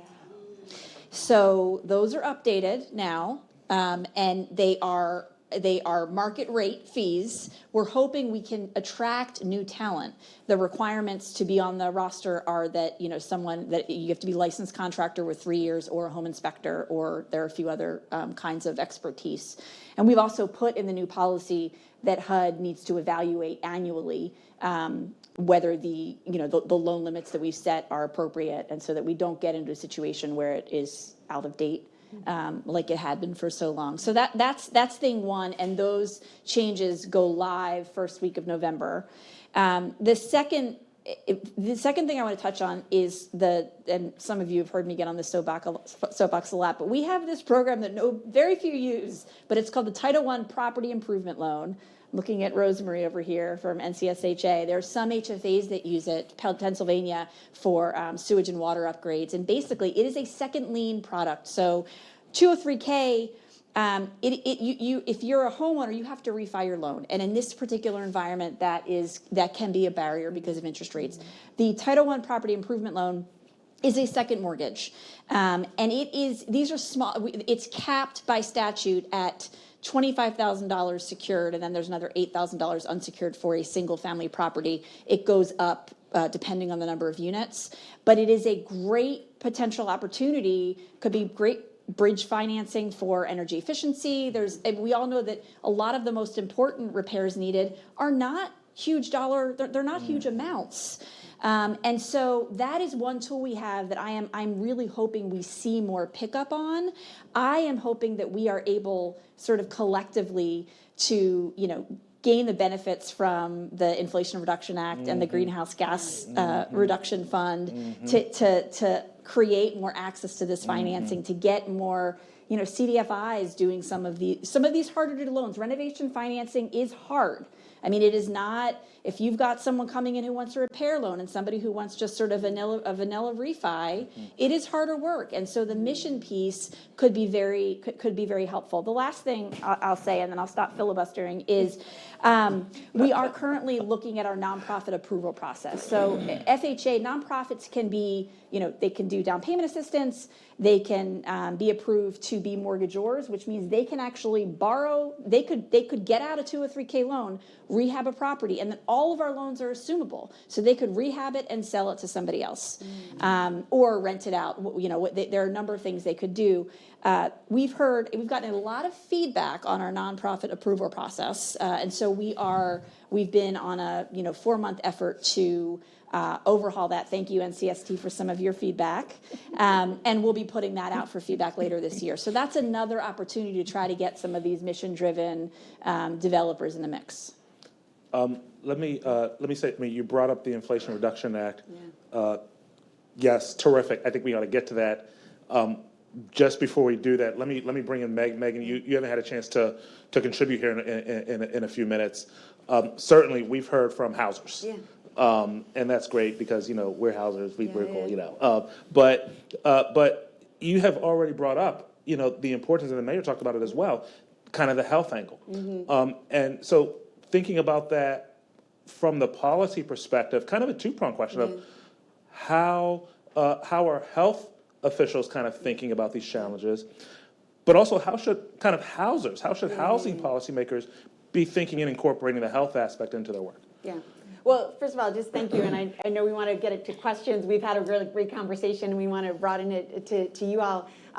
So one of the things to keep in mind is, healthcare institutions, we bear witness to how these structures translate into social determinant differences, into health inequities every single day in our clinics, in our emergency departments, in our inpatient settings. So we have a front row seat to how these numbers translate into people's faces and people's lives. And so in that, I think we are a great part of the ecosystem. I think we at BMC believe we can be a national model of how to bring together health, wealth, and housing. I think we're understanding now more and more about the health and housing connection, but really the root cause of whether or not you can fix your home or own your home is fundamentally financial. And so we have been really trying to think about what's our role as a healthcare institution in ensuring the economic mobility and helping people change their economic status over a lifetime. And in the healthcare industry, there are disproportionate share hospitals, hospitals that disproportionately serve low-income people. Sometimes they're called America's essential hospitals. They can be public hospitals or private hospitals like BMC.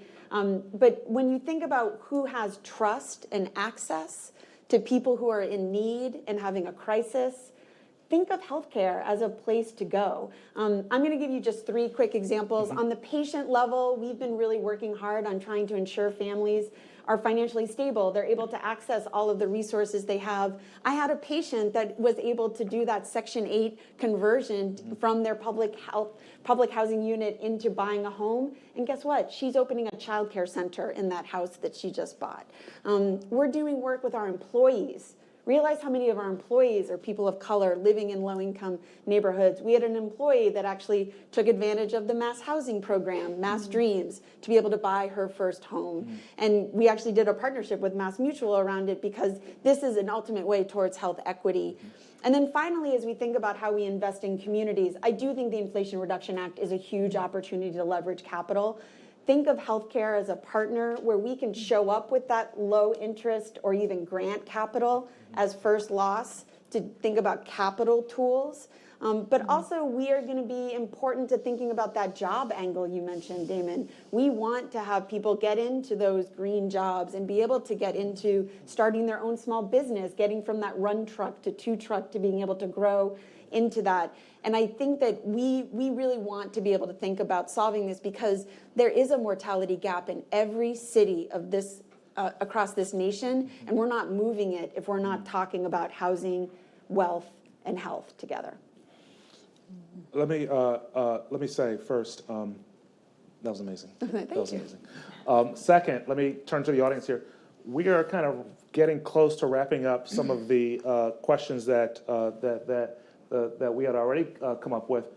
Chance, if you have any questions, start to think about them, share them, because we're going to turn to each of you to listen to kind of what's top of your mind, and in turn, hopefully have insightful responses. But before we get there, one more question, maybe 2 more, we'll see. Let's come back to the Inflation Reduction Act. You've mentioned it, Sarah's mentioned it. Let me give each of you a chance, and Megan, Sarah, if you want to expound on anything, feel free to do that. But let me give each of you a chance to really talk about the Inflation Reduction Act, what you think the implications are, but for preservation, but specifically, how do we ensure that what is promised actually reaches those with the most need? Yeah, go ahead. No, go ahead. I was going to All say. right, so the pediatrician is starting the question, but I do feel like for me, it's been this really interesting understanding because so often you don't have the money to do the actual repair. And this is a new opportunity where you could potentially leverage dollars to be able to not just make the home healthier, but more resilient to climate change. Because we know that when we map in the city of Boston where heat stress is, it's in those historically redlined neighborhoods from a decade ago of Roxbury, Dorchester, and Mattapan. So the opportunity to potentially get a heat pump in there that does not just heating, but cooling, and have that opportunity to think about marrying that potentially with a community solar array. I mean, these are opportunities where I just want to put on the table not just talking about home ownership, but community land trusts, or being able to use affordable rental as an opportunity to be able to make communities more resilient. So full disclosure, I do sit on Enterprise Community Partners Board, and LISC and Enterprise did get one of the Greenhouse Gas Reduction Fund allocations, but I see huge opportunities of which to get people, but this is the key, as you said, it can't stay at the grass tops. How do we design products to get to the grass roots? And I think that's going to take very intentional model transactions with model funds that you can replicate in every city. And I think we as healthcare are excited to be at that table to ensure that that happens. You covered most of what I would want to say, so thank you. The only things I would add is I think that the kinds of programs that Martha was talking about become so important because for especially lower income households, chances are they're going to need something else. So Yes. it goes to the braiding point, and that braiding work, to do it right, is really hard and time intensive. And we haven't found good substitutes. There's not like we've not figured that piece out. So that work is so important. And then the other piece I'll say is, this is easier on multifamily than it is on single family. true. That is the truth. And unless we are really deliberate together, the money will not just organically get to the communities that we most care about on the homeownership side, because it is harder. Yeah, 100%. Well, yeah, David, So please. I'll add to that from the list perspective. As mentioned, we are one of the members of the Power Forward Coalition. So one of my challenges is actually, as I talked about earlier, is how do we break this capital into our existing home repair programs? So it's making sure that we're not saddling a homeowner with additional debt. Yes. So we may have to go in and take care of a roof first before we can talk about a heat pump. So how do we prioritize all of those home repair needs and still make a product that's affordable and still make a product that's low cost? So that will be that's my homework assignment that that myself and our senior vice president are working on, tackling. That's our goal. Our goal is to be able to use this for single family. It's an opportunity to be able to educate homeowners about the importance of course, climate issues, things like, of course, energy efficiency windows, insulation, taking out your boiler and putting it in for a heat pump. So this is really a generational opportunity that honestly we need to be intentional about making sure, as was said, that the funds are getting into the homeowners who most need them. So more to come. And just to let us know when you figure it out. Okay. Because there's a lot of people who want to know. It's a tremendous opportunity, right? And we see, especially in smaller places that don't really have the capacity to, figuring out new puzzles is really challenging, right? So places are really trying to figure out how to make these funds work, how to bring them to their communities, and need some help and some models in smaller places that have a little bit less technical capacity to be able to do it well and to make sure this opportunity isn't missed, right? I want to say thank you. Wow. The information that you have brought to this conversation, the way that information has been articulated, I think at least I have learned from listening to each of you. We have a few questions from the audience, so I'm going to start here. Let me start with technology. What do you think, what is the role of technology in terms of sustaining, preserving home ownership? How can it be used to help people to maintain their home ownership? But also an important call out around, and Megan, hopefully you'll have a little bit here, ways in which, and analogies to health and ways in which it's been used successfully in health and maybe can inform the way that we should be thinking about it kind of on the housing side. Yeah. Well, I'll chime in. It's been really interesting. As you think about it, we have a lot of health preserving or health promoting type of subsidy programs out there, from the food sector, right, SNAP and WIC, to the energy sector, low-income home energy assistance program, to insurance, to applying for childcare, and we make you go to different places for all of those. And so there are some new technologies. I'll just call out one. It's a Black-owned startup, which is called Thrive Link, which is using artificial intelligence to program, honestly, chatbots to help you fill out the paperwork, and is doing it in ways in multiple languages on your own schedule. So we think about, you're a working mom, you're busy, the navigator that I may assign from the clinic only works 9 to 5, you're not really available 9 to 5, you want to do this at 10 o'clock at night when your kids go to bed, and you want to do it. And so that's a technology solution. I think part of it, I just want to highlight what I think both Sarah and Damon highlighted is, in COVID, we cut through a lot of red tape and it worked really well. And I worry a lot in the pendulum back, we're just reinstituting the red tape. And so I do feel like, what are the ways in which we can streamline programs? And if we can't, how do we use technology to streamline programs to be able to do this? Because I'm not saying don't have regulations and don't follow data, but there have to be ways in which it is less intensive, because that is how you get people who are really well educated navigating programs and people who don't have time, who are nickel and dimed not. And so I think those can be one example. Anyone else have a thought on technology? I'll add on from a tech perspective. Yeah, I think just from the user experience is having more portals to where partners talk. And, as I mentioned before, most programs ask you as an applicant for the same thing. You're asking about address, you're asking about debt, you're asking about, your source of income. So having a portal that multiple partners can talk through in order to make sure that, we're able to leverage those funds at, one point in time, instead of, like I'll use the, example of Detroit, that they've gone to this universal intake model. And I think if, more communities did that, it's a better front-end experience for the homeowner. Because one of the frustrations that a homeowner has is, my roof is leaking. I do not have time to go to 5 different agencies and wait on a decision in terms of assistance. So if we can do more of that real-time interface, I would love to see it.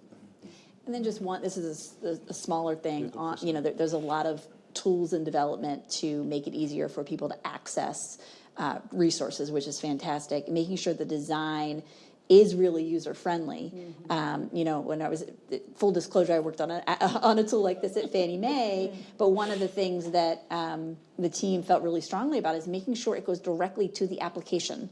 Don't just dump somebody at the Department of blah, blah, blah. And that kind of thing is when especially when people are busy and you're trying to navigate, those kinds of things make a real difference. No, that's excellent. Damon, kind of specific question for you here. How, you talked a lot about the program that you guys are building at LESC. How is that connected with Tangle Title? How does that, what's that, how is heirs property kind of a part of that equation? I'm glad to talk about that. So my team actually works on home repair, and we've expanded to also work in heirs. We see those as a twofold solution in terms of housing preservation. So we have a flagship program that's been run by our List Jacksonville office, Christopher Smith, who's our subject matter expert and knows all that there is about heirs. We've taken his model and we've been able to secure funds to also replicate those in markets where we have a home repair presence. So we're bringing that to Cincinnati, we're bringing it to Cleveland. Our Detroit office is looking at expanding and bringing an heirs property program. So my ultimate desire is that for a homeowner who comes through the door, that we're not only addressing your repair need, but we're also, if you do not have a repair need, we are addressing the ownership aspect. So we avoid displacement. We avoid investors coming in and purchasing homes that don't have clear title. So making sure that we're able to, so what we've done is we've delved off into now in heirs and making sure we're able to provide the free estate planning, the free will preparation, and then for those who we do see that may come through our home repair pipeline and they have title issues, that now we're able to connect you once again with a trusted partner, whether it's through legal aid or through an attorney, to where we're paying and we're covering those costs. Because homeowners just don't have $2,000 or $3,000 out of pocket to start a conversation with an attorney around clearing the title. So that for us is, as I like to call it, it's our 1-2 solution in terms of housing preservation. You use the term trusted partner. Let me ask, and this is a question for each of you, if you'd like to answer. Where do you see the role of say housing counselors here? Are they a part of the solution? But also, are there others? Kind of broadening that ecosystem of all of the partners, maybe even the wraparound services in some ways that are needed in order to solve these challenges. I think there's a big opportunity with housing counselors. Until recently, there really wasn't a ton of training investment in housing counselors around issues of energy efficiency. I know we have folks in the room, NeighborWorks has been focusing on this, others have been trying to narrow that gap, because you have somebody interacting directly with the home buyer and getting them, helping them access tools and know how to think about prioritizing repairs or energy efficiency investments is critical. The other thing that I have not really seen out there that someone should just go ahead and invent is, like, we have a, energy efficiency assessor who can come to your house to get the blower door test. They can tell you what are the most efficiency investments. We don't really have that for resilience. There's not, like, we don't have, it's at least I have not seen that as a common option. And it's not as, it's even harder as a homeowner to know what the right bang for your buck is in terms of resilience. And so someone should do that. Yeah. Yeah, totally agree. Housing counselors in so many spaces, whatever they're called, we've learned navigators, whatever, that having a human that can ask the right questions and tell people about things that they didn't know before that might be available to them can be incredibly powerful. Very early in the pandemic, when I was still here at the Urban Institute, we did a study looking at how housing counselors were dealing with folks at risk of eviction or foreclosure at the start of the pandemic, and found that they didn't really have a toolkit for talking to people. And for small property owners, the main thing that they would say was, oh, you have this asset, sell it, right? So if we're talking here about sustaining homeownership and ways to avoid having that be your outcome, there's an incredible opportunity to have housing counselors in the mix. Yeah, Megan. Yeah, I would just piggyback. So I think just the themes that you're hearing are cohesive, right? No wrong door. People are going to mention it at their pediatric visit, being able to have an embedded housing navigator in the clinic that can help you, accompanying you to where the right place to get help is, because, people's lives are really hard, particularly if you're lower income. And so, yeah, we've tried that model. It's incredibly effective. Let me come back. I might have missed something. What is the occupation there that can add that angle? So within healthcare, more and more, we talk about these health-related social needs, right? Food insecurity, housing instability, energy insecurity. And so more and more, we are having patient navigators, and the patient navigators can develop expertise. So we can embed more and more. And I think because housing is such a primary social determinant, we're seeing more and more embedding housing case managers within healthcare, because we see it as a health intervention. And so being able to be that bridge. Sometimes families are okay with going somewhere else because that's the expertise, but oftentimes they don't want to be handed off. They want their team helping them. And so how do we bridge those things effectively so that things aren't falling through the cracks? Let me just ask a follow-up question. Is it reasonable, is it normal for a conversation with your health practitioner to include the experiences of your housing? Yeah, what I say sometimes is when patients figure out that I know something about housing, it's sometimes the first thing they want to talk to me about, because it's a really hard thing, right? That's the other thing. It's complex and it's difficult and things like that. But it is, like, most of my health recommendations fall flat if you're worried about where your next meal is coming from, where you're going to sleep that night, or are you going to be able to afford it. And so I do think that more and more, especially in places that serve lower income Medicaid populations, we're regularly asking people about their housing status. We're regularly asking people about other things, whether we have the tools to be able to always address them. And then let's be honest, addressing this on an individual level does not move the mountain, right? That's like moving it with a spoon. So how we think on the system and structural level is really where I think the action is at. Powerful. Thank you so much for connecting the dots for me there. Let me turn, there was a question about property taxes and the role that they can or cannot play in terms of sustainable housing, sustaining home ownership. Just curious, I mean, we certainly saw in some places not being able to pay your property taxes as one key reason for why you went into foreclosure. Curious if anyone have your thoughts on the role there. I think for me, next to insurance, property taxes are most important. So I think it's making sure that we're educating and connecting residents who can get poverty exemptions in your communities to make sure that they are taking advantage, that they are taking advantages of those. And then also in making sure that we look and bring in some fairness and some equity models to assessing. Assessing is still one of the areas where, as we see with redlining with insurance, where we still have some challenges at. But as I mentioned, as I explained through our, program, that I would look to more of those, more home repair programs to be able to build in a model to where you are also, being able to, cover the insurance or, cover the property taxes. Because as much as you want to repair the house, if you repair the roof, but then the homeowner loses it the next year because, they're having property tax challenges, now the home is now back at the hands of a speculator or, some sort of cash investor. So it's making sure that we look at the entire picture, not just the repair, but also the other expenses that go along with that, and being proactive and providing solutions to those. And I'm struck with vouchers have come up a couple times, and that's really where my expertise lies. And some of these same types of things pop up there. Like you give somebody a voucher, but it does it cover the utilities? Does it cover search costs? Does it cover transportation? Like, what are the things that wrap around making someone successful with this resource? It has to be creative in thinking about what are all the other pain points that people have.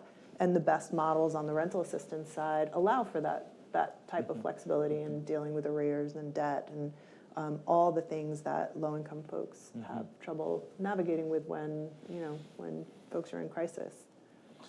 Let me ask this. We talked a lot about the importance of capital, and maybe in some ways that's been central to this conversation. Talked a little bit, and Martha, I remember you mentioned early on kind of higher denial rates, particularly for borrowers of color. But I want to open this question up to the entire panel in terms of, what kind of informs those higher denial rates. I mean, certainly there's a data answer. As a researcher, I can think of how I might answer that question. But there's also that lived experience kind of side as well. And so I want to give a chance for everyone to kind of think about, to respond to, what are those key factors that can lead to the higher denials.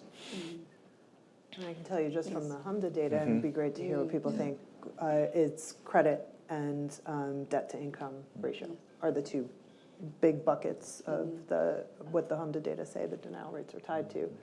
And I would add to that, to go back to your previous question, that's where a home ownership counselor comes in at. That's why I think I would stand on my soapbox and say this. Having that trusted community partner that's at the table, being able to educate the homeowner to how do you pull your credit score, how do you pull a credit report, walking them through that so they can see what issues they may have through the intake process or even before they apply, I think is very important. Yeah. I'll just chime in.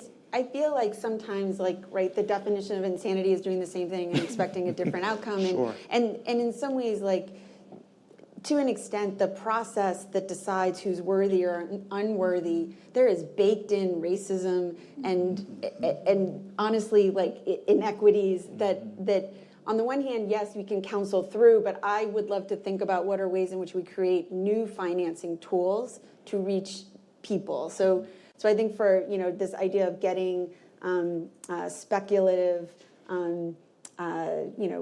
speculators out of, the being able to preserve housing. I do think there are some really good examples.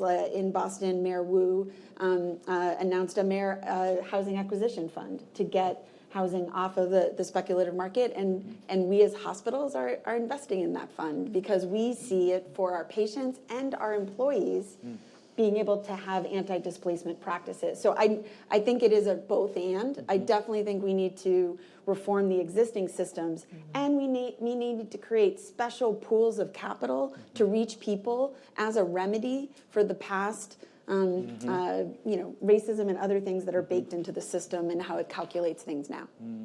I mean, when you look at our credit box, our requirements, minimum credit score for just automated underwriting is 580. We have options that go all the way down into the 500s. Our average credit score on a FHA loan is about 680. So it's sort of there's a, you know, the policy ability may be there, but a lender also, you know, has to, you know, makes a decision on what they're comfortable doing. We rolled out about a year and a half ago, rental payment history, which I know a lot of entities within the mortgage market have done. And I will admit that I was a bit skeptical that this was going to be all that helpful. And it really was. I was completely, you know, I've been very pleasantly surprised. We have about 5,000 borrowers who are now getting approved through our automated system that otherwise would not have been. And that might not sound huge in the grand scheme of things, but to get 5,000 borrowers, that incremental improvement to just because of the rental payment history, I think is a very positive sign. And those borrowers tended to be younger, Black, and female. So it was sort of a really important piece of information. Wow, that's amazing and heartwarming, I think. Let me ask one last question here, and it was the same question that I asked the mayor. You know, we talked about the challenges. You know, we talked about solutions. What does success look like for you from your perspective, from where you contribute to this broader ecosystem? From my little locus of control, I want to make sure we have the right policies in place so that if a family hits a bump in the road, you know, they have options to keep their home. That has been sort of our administration's top priority, is to make sure that once somebody is in a home, that we do everything possible to make it to allow them to stay homeowners if they can support homeownership. So that's priority number one. And then continuing to refine, you know, I am very open to partnership opportunities. I think we have some really great products, but a lot of the things that we talked about today really are going to take a village, as someone said earlier, and I am, you know, I would like to be an active part. For me, growth is sustainability, is making sure that we're not only able to start programs, but we're able to continue those programs. Because as we've seen for almost the last 9 years in Detroit, we've grown this fund to almost $30 million. We still have demand. We've closed and completed almost 800 properties, you know, at about $16 million that we've put out. So we have challenged the private market to say we can provide access to Black borrowers. 95% of our borrowers in our portfolio are African American. So we can challenge and say we have data here that shows we have borrowers who are creditworthy, who may not have had credit scores, who we've used alternative credit, and we've now brought that to other markets. So where we're standing up new programs in markets, I want to be able to say that the program we started in 2013, that in 2023, 10 years later, we have another program in Cincinnati, that it's 10 years out. In Cleveland, where we're going, and we're testing this new model in Cleveland of a grant loan hybrid product at 0%. So it'll be 50% debt and it'll be 50% of grant. So testing out those new models. So that's what, you know, ultimately success looks for me, is making sure we're able to preserve the home, but making sure that these programs are just not one time. That whether it's ARPA funded or it's CDBG funded, that we find other sources, whether it's through banks, whether it's through philanthropy, that we're able to continue these programs for the long term, because the need is going to continue to grow. This isn't just, as the mayor mentioned, every day there's someone who looks up and says, oh, my roof is leaking. There's someone who walks in and they have a child that's being exposed to lead hazards. There's a senior who's worried about, if I have to move into a nursing home, am I going to be able to age in place? So those challenges are there, and we need to make sure that, like I said, these programs are just not one-offs, that we're able to continue these programs for the long term. Yeah, I just For me, honestly, it's that wealth building and wealth preservation are the norm of how we think about helping populations be healthy. And that is an all hands on deck thing. Like, but healthcare is big, guys, right? We're like 20% of GDP. We are like, you're not going to solve it without us. And so what's our role? How do we strengthen the ecosystem? What does that look like? I am forever thinking back on the Nelson Mandela quote, it always seems impossible until it's done. And so how do we do more of it? How do we show it's possible? How do we create new norms? 10 years ago when I said hospitals would invest in housing, people said it would never happen, and it happens now at a scale. Are we going to solve it on our own? Absolutely not. But we have a role to play, and I want us to think about wealth and health and housing as the intersection of where we're headed. And I think, Wrap us up, Martha. well, here we go. From where I sit, ultimately we want to close these gaps, Yes. right? The preposterous, that was the right word, disparities that we see in all sorts of outcomes, both housing and health. And from where my team sits, it's really making sure that every community in the country has the tools they need to do, like the mayor described, pull every possible lever to close those gaps. Because it's not going to be just one thing. It's going to be partnering with the healthcare system. It's going to be thinking about sustaining and entering homeownership. It's supply. It's all of these really challenging pieces. So how do we make sure that all the good tools are in all the places that really need them? This was an amazing conversation. Audience, please show your gratitude to the panelists. Terrific job, Sarah, Damon, Megan, Martha. Just amazing job. I can't say enough. Just the angles, the work that you put in, the deep thought that you put into this very important topic. Some of the things that really kind of resonated with me was, number one, around that it's going to take this broader ecosystem. Martha, you talked a lot about that.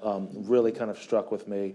Number two, what really resonated, Megan, was that connection to health. But how are we talking to maybe some of our health practitioners about some of our housing challenges as a way of hopefully improving, healthcare? Damon, what you brought up around the financial challenges, but ways in which you're thinking innovatively, not just in terms of solving the problem, but really bringing a holistic approach. I thought really kind of just resonated that expanding the mindset in terms of how do we make sure that anything that is also connected, that we're able to deal with that as well. And Sarah, what you really brought up around, the policy tools that have been put into place, the additional tools that are needed in order so that it can be supportive of all the other work that's going on that has been talked about in this panel, I thought really kind of brought it back to it's going to take that village, it's going to take that ecosystem in order to solve this problem and help communities of color. Thank you again. We are now going to hear, as we depart, we are going to hear from Lori Goodman, Institute Fellow, founder of the Housing Finance Policy Center, distinguished researcher in her own right, to share some of the findings from some of the work that she has done with respect to foreclosures, forbearance, and sustaining home ownership. Thank you again. Thank you so much.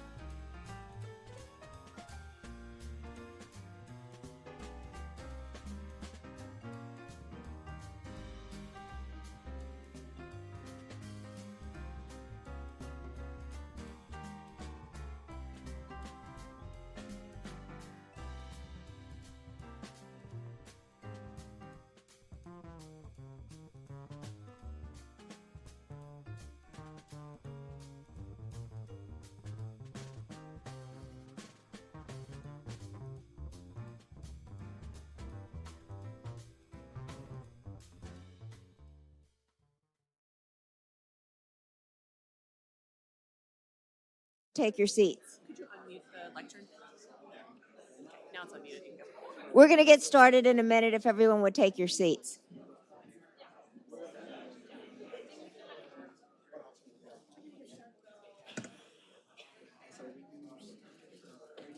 Oh, Haley, my slides are all set, right? This will start advancing. That big, Yeah. big green one. Yeah, And 'cause if you need to go okay. back, there should be. Here,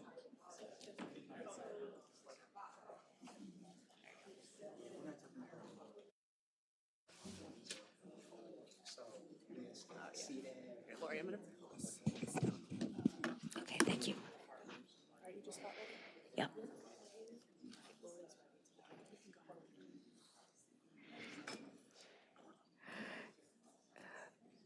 Good morning, good afternoon, and thank you all very much for having me. I would like a special thanks to the Robert Wood Johnson Foundation for both supporting the research that back this talk, as well as supporting this event.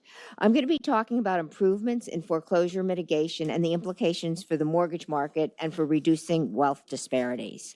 What I'm going to talk about today is actually based on 3 papers I've co-authored with Jun Zhu, one in April, one in July, and 2 in July. And a copy of the slides is available online, and the links are embedded in the document. So for those of you who are interested in looking up the research after the fact. So what I'd like to do is first start by summarizing my findings. During the COVID-19 pandemic, policymakers initiated a forbearance and deferral program that allowed borrowers to pause their mortgage payments as the first step of the loss mitigation waterfall to prevent a large-scale foreclosure crisis. Using detailed GSE loan level performance data, we study the effect of forbearance on reducing foreclosures. Our results show that moving forbearance to the top of the loss mitigation waterfall effectively improves loss mitigation by 46%. That is, it cuts the serious delinquency to foreclosure rate by 46%. Foreclosure is not costless, but it's cost effective. And we estimate that the forbearance program saved over 500,000 loans during the COVID-19 pandemic. Why do we care about this now? These programs have been made permanent. The GSEs have a version of the COVID-19 waterfall already in effect. You heard Sarah Edelman talk about how FHA, which has extended COVID provisions, is going to have something on the drafting table by the end of the year, making these provisions permanent, and VA has made some great strides as well. So let's talk about the development of the loss mitigation waterfall. Sort of the pre-financial crisis, you had the loss mitigation toolkit wasn't standardized at all. Every servicer had their own set of arrangements. No homeowner knew what to expect. The Great Recession was the first attempt at standardization. In 2009, the Home Affordable Modification Program, or HAMP, was put forth, which represented the first standardization of the loss mitigation toolkit. Post-financial crisis, loan modifications became more streamlined. A lot of the documentation requirements were eliminated because the documentation requirements were fairly onerous during HAMP. However, there were 2 strands of the loss mitigation process that were highly bifurcated. You had short-term assistance, in which case you got forbearance if you needed a short-term solution, and if you needed a long-term solution, you might qualify for a loan modification. But those were 2 completely different programs. And I say that, gee, you've just lost. Servicer says to you, gee, you've just lost your job. But is this a short-term problem or a long-term problem? And you're like, well, I don't know. I just lost my job. So the short-term assistance and the permanent modification plans were joined as part of the Natural Disaster Recovery Program, where forbearance was put on the top of the waterfall in response to a series of natural disasters. That is, Harvey, Irma, and Maria in 2018 sort of forced this issue, and the joining of these 2 programs was highly significant. And this loss mitigation, this natural disaster playbook was implemented on a large scale when the COVID pandemic happened in 2020. So the CARES Act implemented a moratorium on foreclosures and provided 12 months, later increased to 18 months, and then reduced to 12 months again on forbearance on federally backed mortgages. So again, the reason the GSEs, FHA, VA were able to move so quickly during COVID is this was essentially the natural disaster playbook. So what is the COVID loss mitigation waterfall? So a borrower's in forbearance for 12 to 18 months. As the borrower exits forbearance, there are several well-defined alternatives. Can you pay back the forborne amount in a lump sum? Almost no one can. Can you afford an increase in monthly payments and repay over a 5-year period? Very few borrowers can afford that. Can you keep payments constant and defer the forborne amount until the end of the life of the mortgage? Well, that fits a lot of borrowers really, really well. They've overcome their temporary difficulty. Or if that doesn't work, can we modify the loan down, say, 20 or 25% to reduce the monthly mortgage payments? And that works for a lot of borrowers. If none of those solutions work, then and only then does the borrower get moved along to foreclosure. So again, this waterfall has since been made permanent at the GSEs. The intent is to do the same at FHA, and as Sarah mentioned again, they're going to be out with their proposal before the end of the year, and VA has made some great strides. So let's look at so we've done some research trying to quantify the impact of this, but let's just look at some numbers first. There were 8.8 million forbearances during the entire course of COVID. And this just shows you ICE's estimates of the outcomes. 85% of the loans that took forbearance were performing or paid off. Another 7% were in forbearance or active loss mitigation.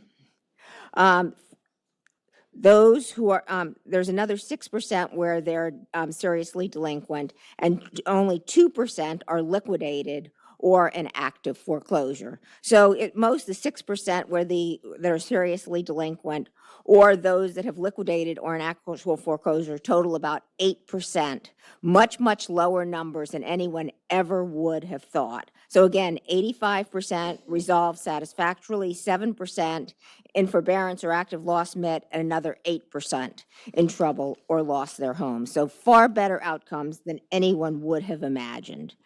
So let's actually look at what is responsible for this. How much did the implementation of these policies in and of themselves help? How much did home price appreciation help?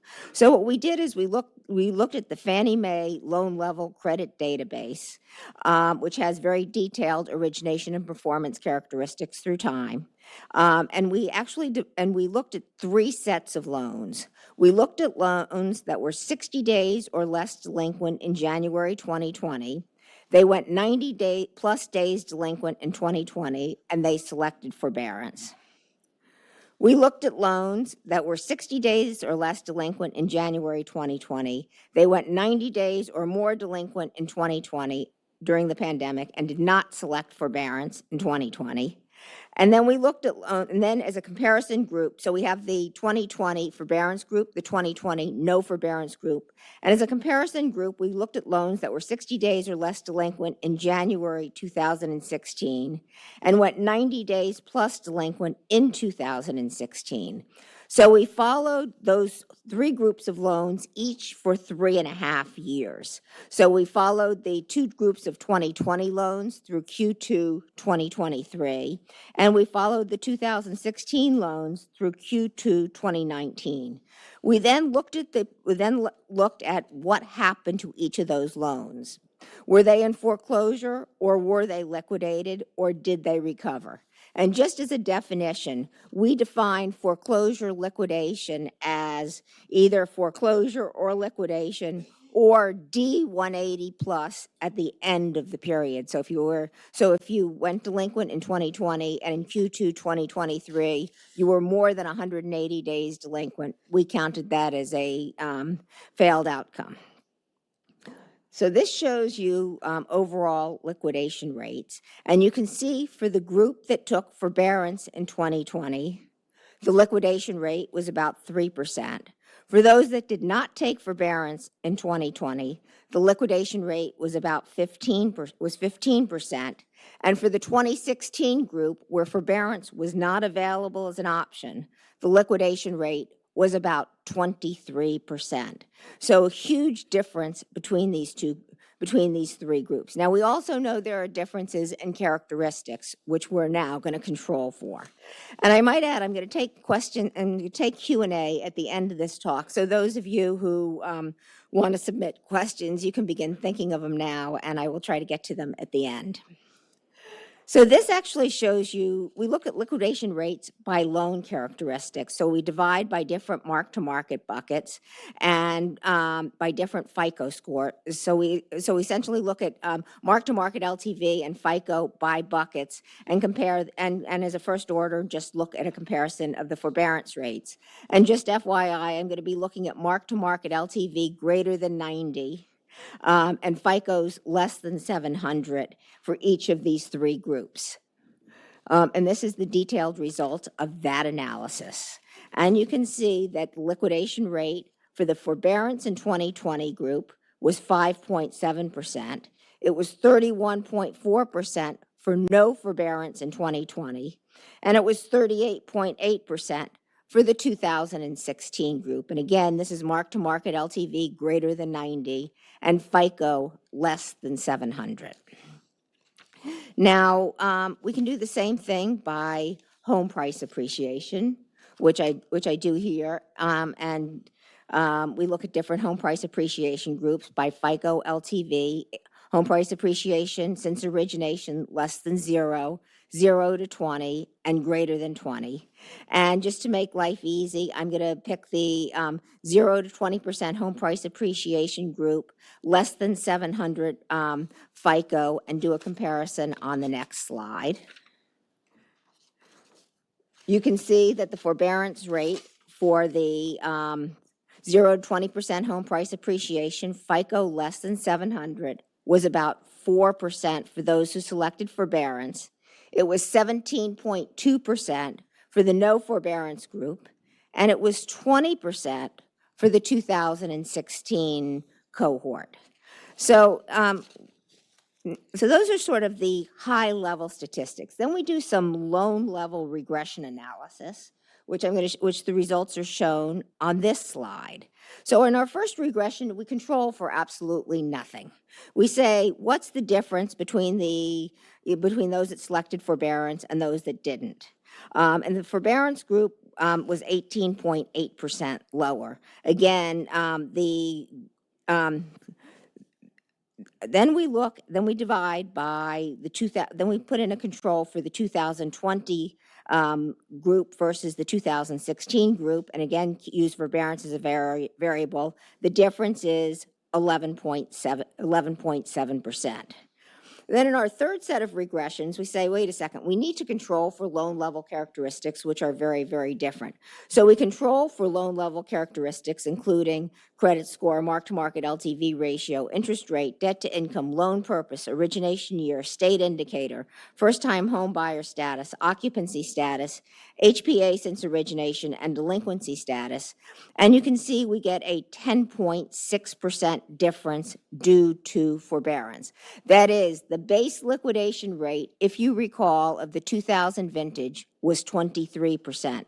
10.6% of that 23 was due to the impact of the loss mitigation waterfall.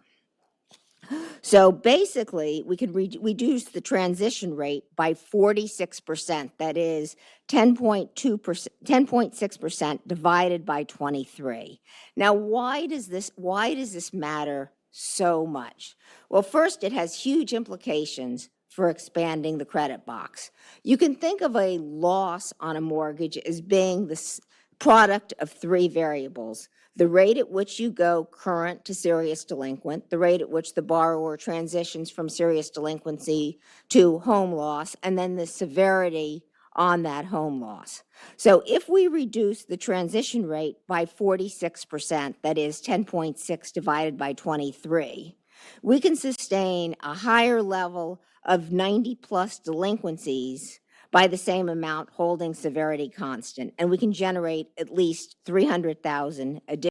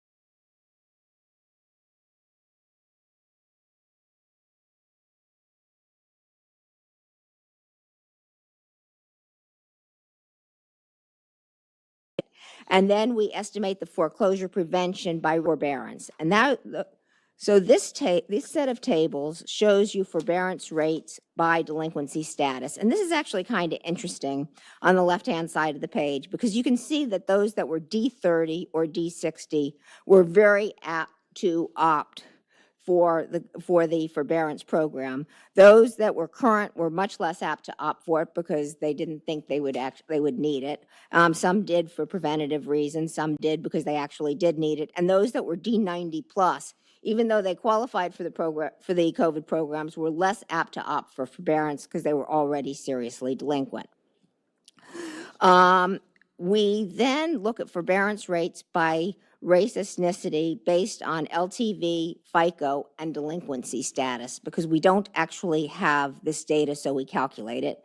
The forbearance rate for white borrowers, we calculate at 11.8%, 19.9% for Black borrowers, 16.4% for Latino borrowers, 10.3% for Asian borrowers. So a fair amount of variation in forbearance rates by race, ethnicity.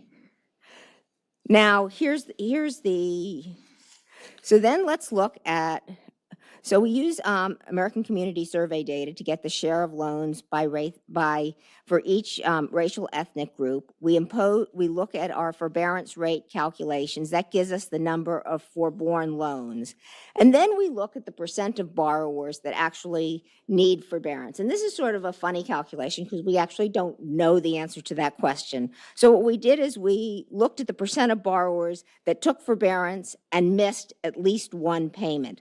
Those that never missed a payment, we said, oh, they didn't really need it. Now, they may have needed it because they weren't sure if they would have a job loss, but sort of looking at the percent of borrowers who missed at least one payment seems reasonable.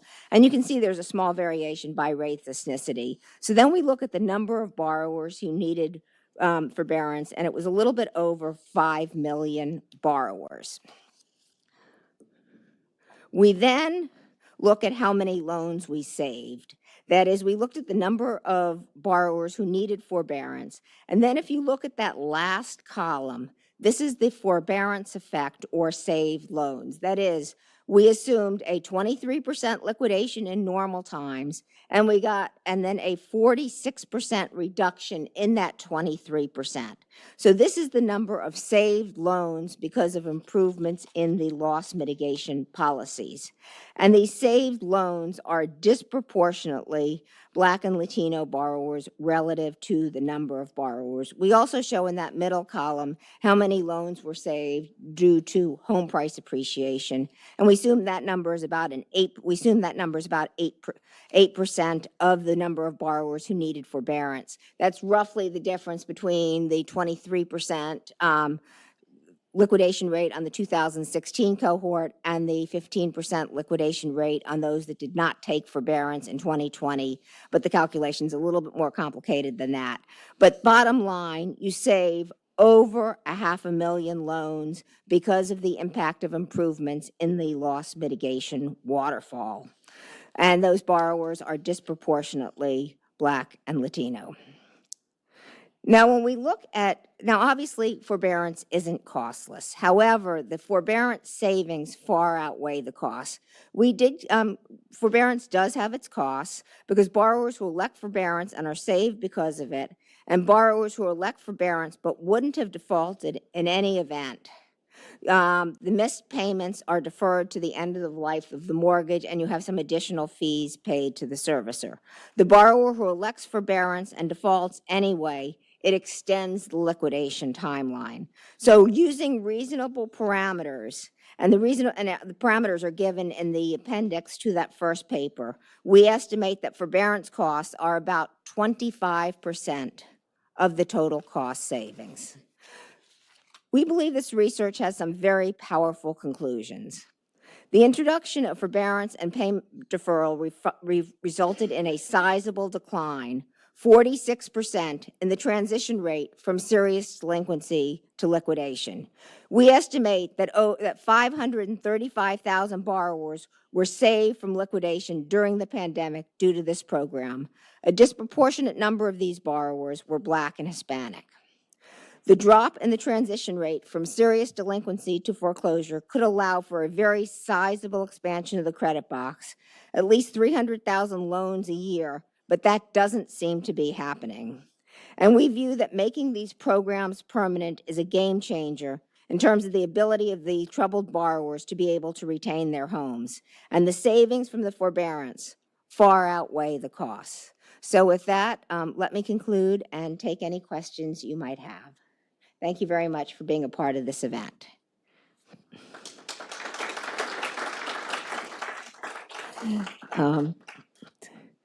I have one question in here. Now that the GSEs have made forbearance permanent, what else can be done to strengthen the loss mitigation toolkit going forward? And is there anything states and localities could do? I think there are some modest differences between what the GSEs did during COVID and now. One of them is that there was credit suppression during COVID, and there is not credit suppression now. That is, if you took forbearance during COVID, it didn't count against your credit rating.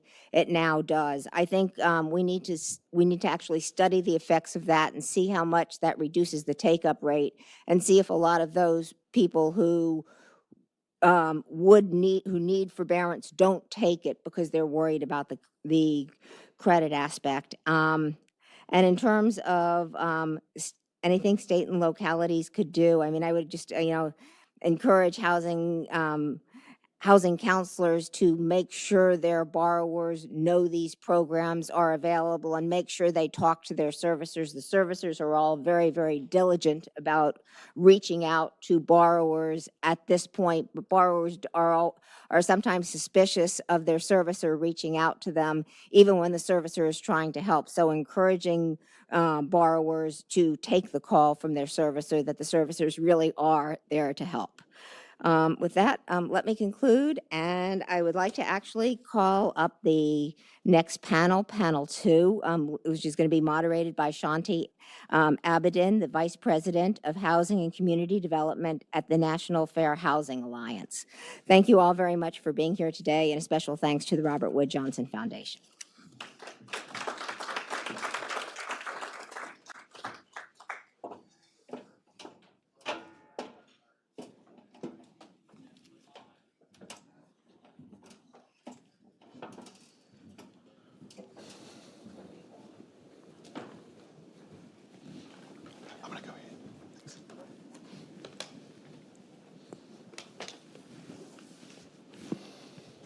All right, well, good afternoon, everyone, and thank you, Lori, for the introduction. As Lori mentioned, my name is Shanti Abedin, and I'm the Vice President of Housing and Community Development at the National Fair Housing Alliance.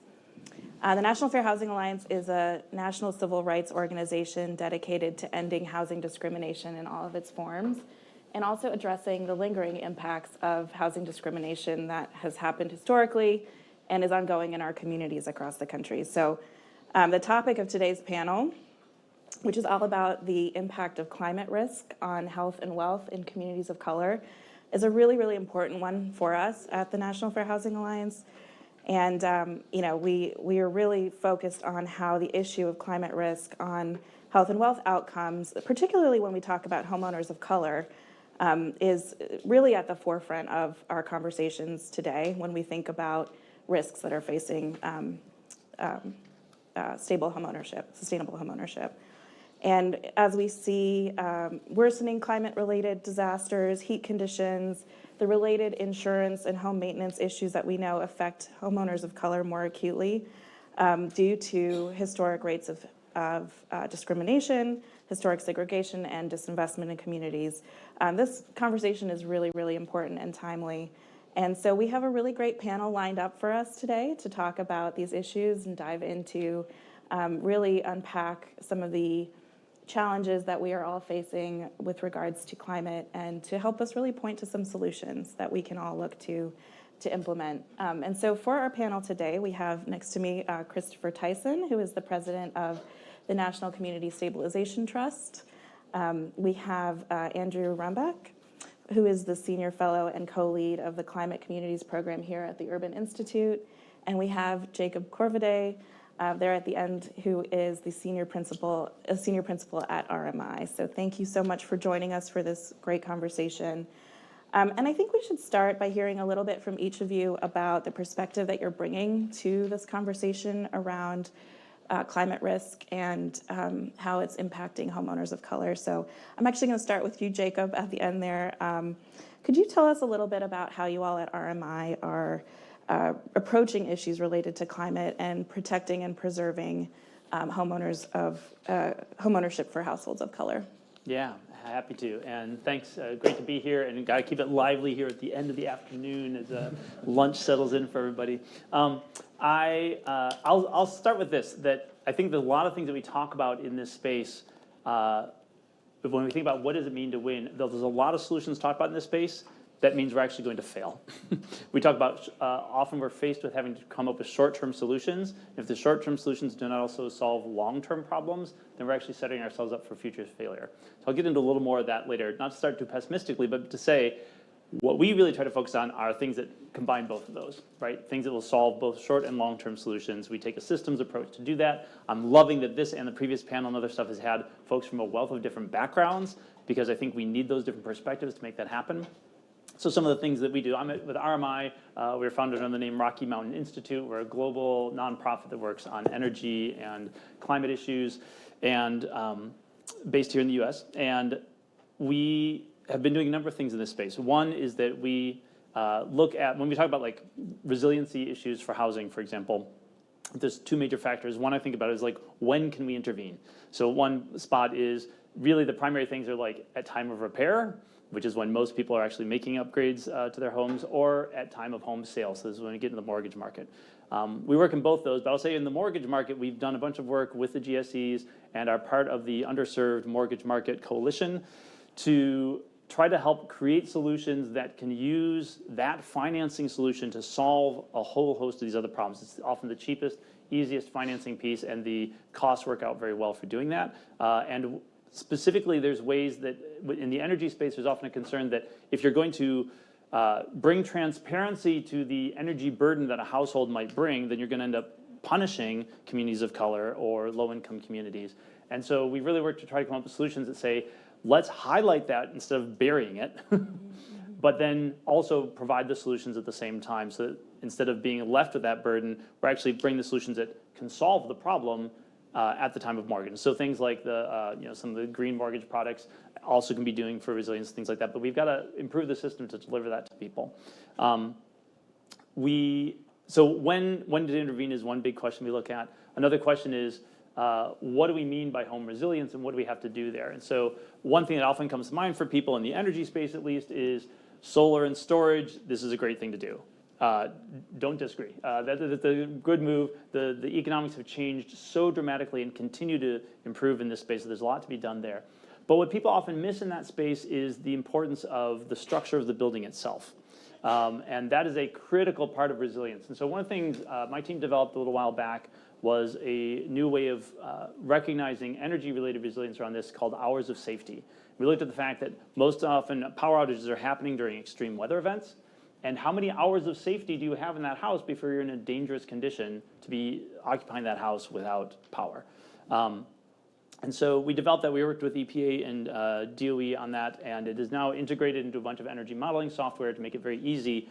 And we're now talking, trying to find the right path forward on this. But we have the data now. We can actually create a map for every home or every census tract in the United States showing how many hours of safety does the housing have in that space. And what that can do is drive investment decisions. It can drive emergency response decisions. Often what happens in those spots, you might get new incentives or whatever, and a lot of times it goes to the wealthy homeowners who know how to navigate these things, as the last panel was talking about. And this sort of thing could help highlight, no, what we're going to do is invest where there's the greatest vulnerability from this sort of thing and make sure those homes are getting the improvement first.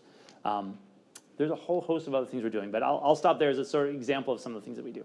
Yeah, thank you so much. I mean, I think that is such an important point that you bring up around being able to have that data and the spatial information to be able to make decisions in a, in a kind of a quick turnaround situation where you're deploying things in the face of climate disasters. So that's incredible.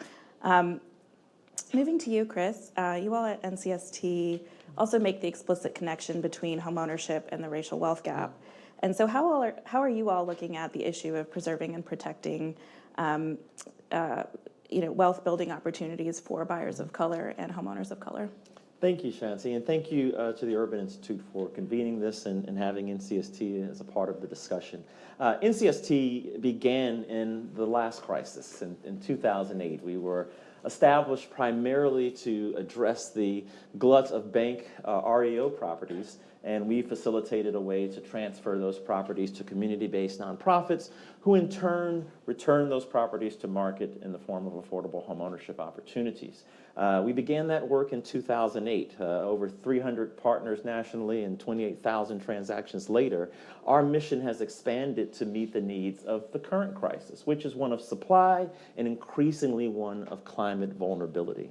And so we have focused on, and these issues are acute in communities of color. And for me, the law of compound interest is a metaphor for this, right? Gaps do not naturally close. We should expect that these problems will compound absent some sort of meaningful and at-scale intervention, particularly one of the size and scope of the policy actions we know created these gaps in the first place. And so there are a number of points at which our mission has expanded to address these issues. First, around policy. We do a lot of federal policy advocacy around homeownership issues. We are co-leads of the Neighborhood Homes Coalition, which advocates for the Neighborhood Homes Investment Act, which would create a federal tax credit to close the valuation gap, the gap between what it costs to rehab many vacant properties in distressed communities and what those properties actually command in the marketplace. And closing that valuation gap, we believe, and many others, and this is bipartisan legislation, would help bring over 500,000 new homes, rehabilitated homes and new homes to the market. And when we ride around distressed communities and we wonder why we have a glut of foreclosed properties and why isn't someone doing something about that, many times it goes to this valuation gap. And also another issue associated with that is how do we power emerging developers, particularly those who are indigenous to the communities that need the support, and developers of color, not just to kind of scale up to do the large multifamily work, that's important and we need that, but we also need single family rehab. We need scattered site rehab. And those opportunities are challenged by capital market constraints, which limit the pool of capital available to those developers. And so that's something that NCST has been working on. We have a program in Baltimore where we are bringing capital to emerging developers of color, doing single family scattered site rehab flipping those into affordable homeownership opportunities. We also recognize that there's good work happening on the demand side around homeownership, right? We have special purpose credit programs, we have a lot of DPA, there's counseling resources that didn't exist before, and a lot of labor and advocacy went into creating those. But many of those aspiring homeowners are going into the market unable to find properties they can afford because of the supply crisis and the competitive dynamics in the marketplace, particularly with cash investors kind of dominating, particularly focusing on starter homes and over-focusing in Black and Latino communities. So the very communities that we want to help with the demand side resources that we've seen increase are now going into markets where they are just simply unable to either find homes they can afford or compete for homes with cash investors and those who can close quickly. In some markets, it takes 45 days to close with down payment assistance, right? You go up against a cash buyer, you're not competitive. And so we understand those dynamics as well. Lastly, I'll say that NCST has worked with a national cohort of practitioners and policymakers around the challenges of middle neighborhoods. These are the places where most Black and Latino families actually own their homes. They are, in many cases, neighborhoods that are stagnant. They're not necessarily improving, and to the extent they are, it's usually gentrification, and we have displacement risk. They are not necessarily in decline. To the extent they are close to industrial development. They're close to high poverty areas. They're close to other challenges which undermine value creation and stability in neighborhoods. And that erodes the wealth that we want to occur in these families. We know that Black and Latino households typically own their homes in majority Black and Latino neighborhoods, and those neighborhoods don't always increase in value on an inflation-adjusted basis over time. Now, the appraisal bias is a part of that. There are a legacy of issues around race and the desire to be in close proximity to Black and brown people that we have to contend with. But that is something we can't forget when we talk about homeownership as a wealth-building tool for communities of color. That doesn't always happen through homeownership. And then there are other vulnerabilities, and two that I'll mention are heirs property issues. We know that some estimates say that over half of all Black-owned property is in an heirs situation. I am a co-owner of heirs property. And so that is something I know that is true in many families. And we also know that heirs property then bleeds into an issue of the availability of disaster relief when climate issues strike. And so families' abilities to access disaster relief when they realize that, you know, I live here and this was grandma's house and what have you, but I'm not on the title, right? I haven't been put into legal possession, as we say.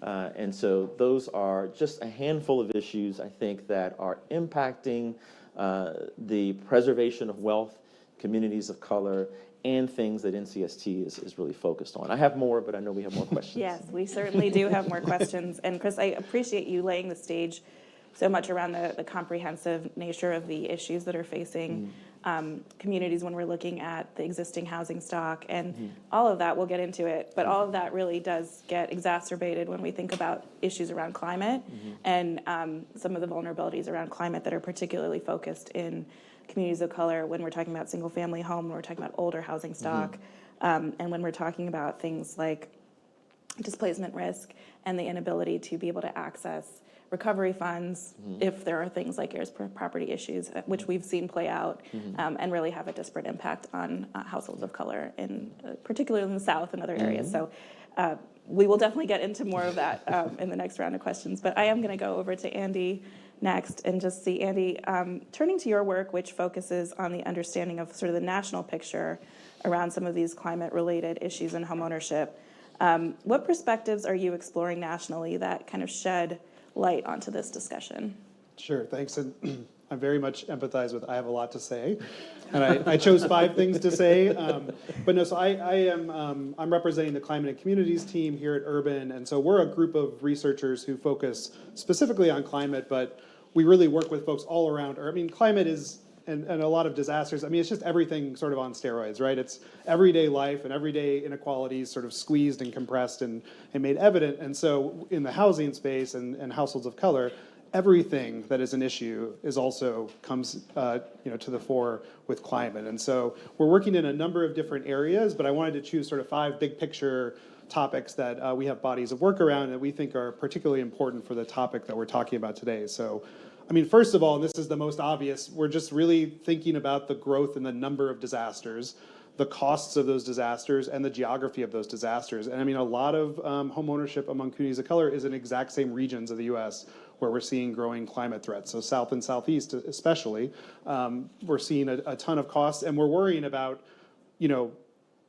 the very first person who spoke today talked about the sort of leaky bucket of ownership, right? How many, or for every homeowner we create, are we losing some on the other end? Is climate change going to erode all the progress that we've made in terms of building wealth among households? And that's sort of a big picture concern.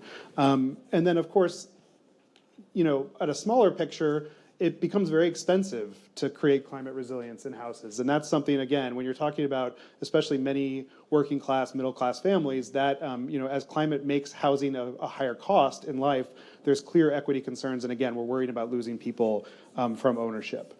A second topic that we think a lot about is this legacies question.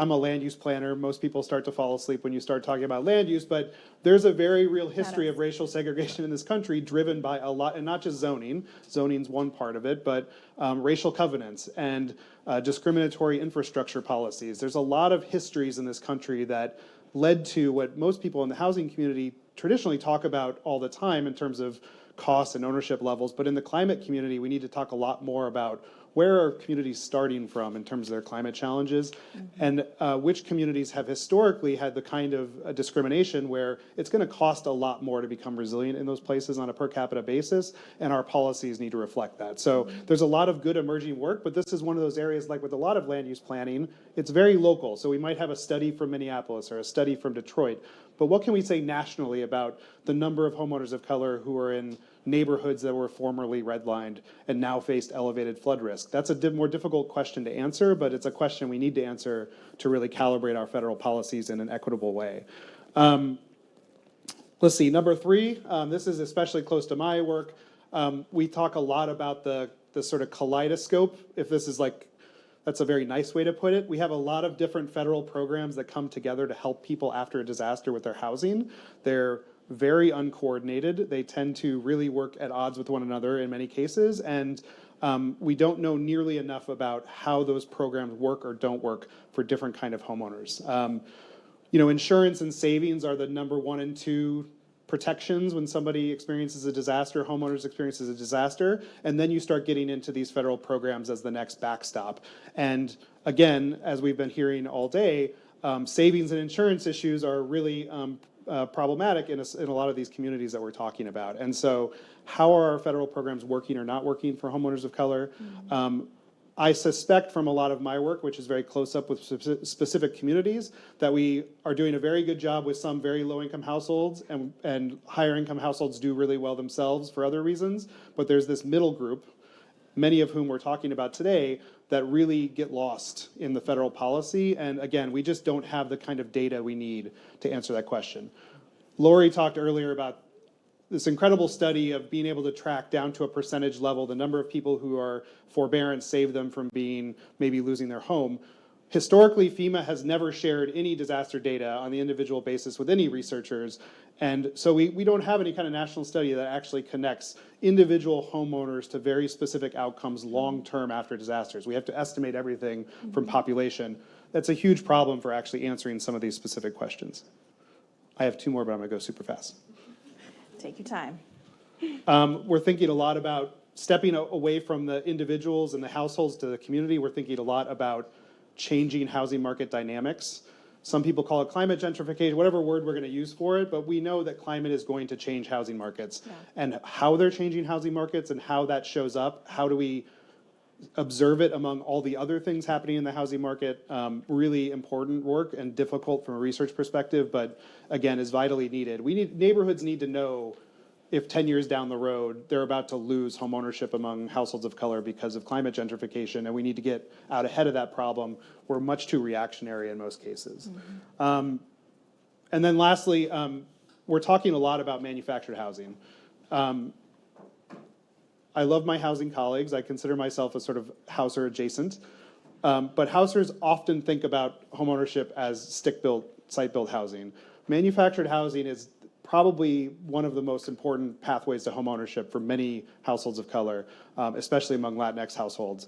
There are very specific needs, issues, challenges that come with manufactured housing, and doesn't get nearly enough attention, from my perspective, in the resiliency space. Many climate folks are also talking about housing as if it only exists in this binary of rent and owned. They're not thinking about this really important category of manufactured, which, again, presents unique challenges, and so we're trying to focus on that and be of service to those households who rely on it. Wow, thank you so much. I think that was a really great comprehensive list, and I really am looking forward to digging into some more of it. I have to just note that I love what you said about how we really need to weave the need for this restorative approach almost to addressing the legacy of discrimination in our neighborhoods and looking at the vulnerability that particularly faces communities of color and accounting for that in the way that we do all of these things and all of your other 4 points, and so that's just a great thing to really lift up as we dig into defining a little bit more around the challenges in this space. So let's dig a little bit more into challenges here, if we will. So Chris, I'll start with you. NCST is focused a lot on home repair, building resilient, affordable single-family housing with a focus on communities of color, as you said. So what are some of the challenges that really rise to the top for you in terms of buyers and specific homeowners as you grapple with the mounting issues around climate? Yeah, so I think the first thing that comes to mind is that more than 50% of our existing housing stock was built before 1980. So we have a tremendous opportunity to repair and rehabilitate housing, and getting resources to deliver that is a challenge. In a previous position in Baton Rouge, I led the redevelopment authority, and we delivered CDBG and home for the city, and for 4 years that meant I was over the CDBG funded home repair program. And there are a number of challenges, and some cities do that very well, some cities don't do that too well, and there are a number of challenges. Heirs property is one, insurance is one, and finding contractors who want to do the work for the little bit of money that is available. It's not a lot of money to deliver quality results for people who are very vulnerable, many of them elderly, many of them having lapsed insurance or other issues that challenge the delivery of that very limited capital towards that result. And that's just one area. Obviously, a lot of philanthropy is focused in this area as well, and we certainly need it. But I raise the issue of the existing housing stock because, of course, we need to build new housing, and we certainly recognize that is necessary to address the 4 million plus homes that we're short in the supply crisis. But we're not going to new build our way out of this challenge. And when we think about climate risk and we think about resiliency, it is less environmentally intensive to rehabilitate the housing that we have and try to bring it up to resiliency standards than it is to do new construction. So we need both. It's not an either or, it's a both and. But I think we can be focusing more on rehabilitation, not just with existing units that may be habitable, but with the considerable stock of vacant properties in many cities. And this is why we're in Baltimore, which has a big push to address its vacant properties. And we're excited to be a part of a community of organizations working on that in Baltimore. But those are opportunities, again, where We need capital solutions because a lot of that scattered site work is just not at the scale that commercial lending is used to. And so we need mission-driven capital in that space, and that's something that NCST and many others are working on. We need capacity building for emerging developers of color, right? This is also as much about small business growth as it is about bringing new housing stock, rehabilitated housing stock to market.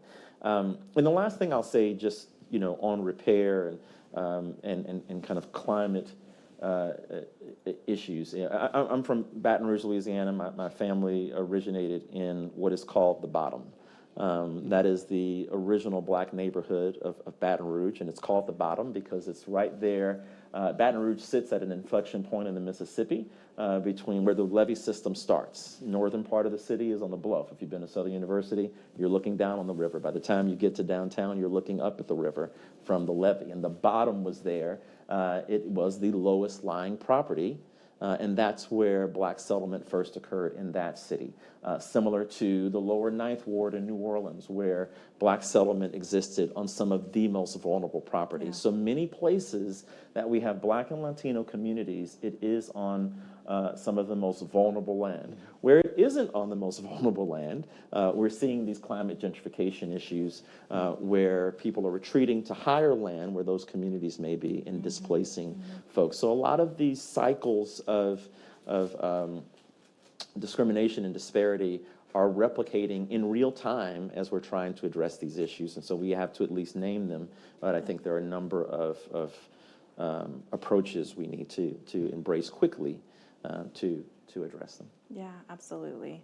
It's it's just another round of another round of exacerbating the same issues that we're seeing in other ways, and the ways that spatially Black and Latino buyers in particular are kind of distributed in communities. So, Jacob, let's go to you. What are some of the challenges that sort of really keep you up at night when you think about resilience in the context of communities that are particularly vulnerable to the effects of climate change? Yeah, let me come back to the piece I mentioned earlier that I think a lot of times a lot of solutions get talked about in around a variety of spaces here, whether it's around climate resilience or it's around affordable housing, et cetera, that we've set the wrong win conditions because we're coming up with these short-term solutions that are actually going to create bigger failures. And so, for example, if we are building or repairing a home that is going to worsen energy burdens or create more climate risk, we failed, right? If we come up with something that is going to just take care of energy debt for the utility, or is going to shield an individual home against an extreme weather event, but we haven't actually dealt with climate risk, or we haven't actually dealt with the long energy burden, we have failed, right? And so we have to have these solutions that are going to do both. And this really sinks to me that the majority of our solutions are very narrow in this way, right? And we need these solutions that are going to tackle bigger things.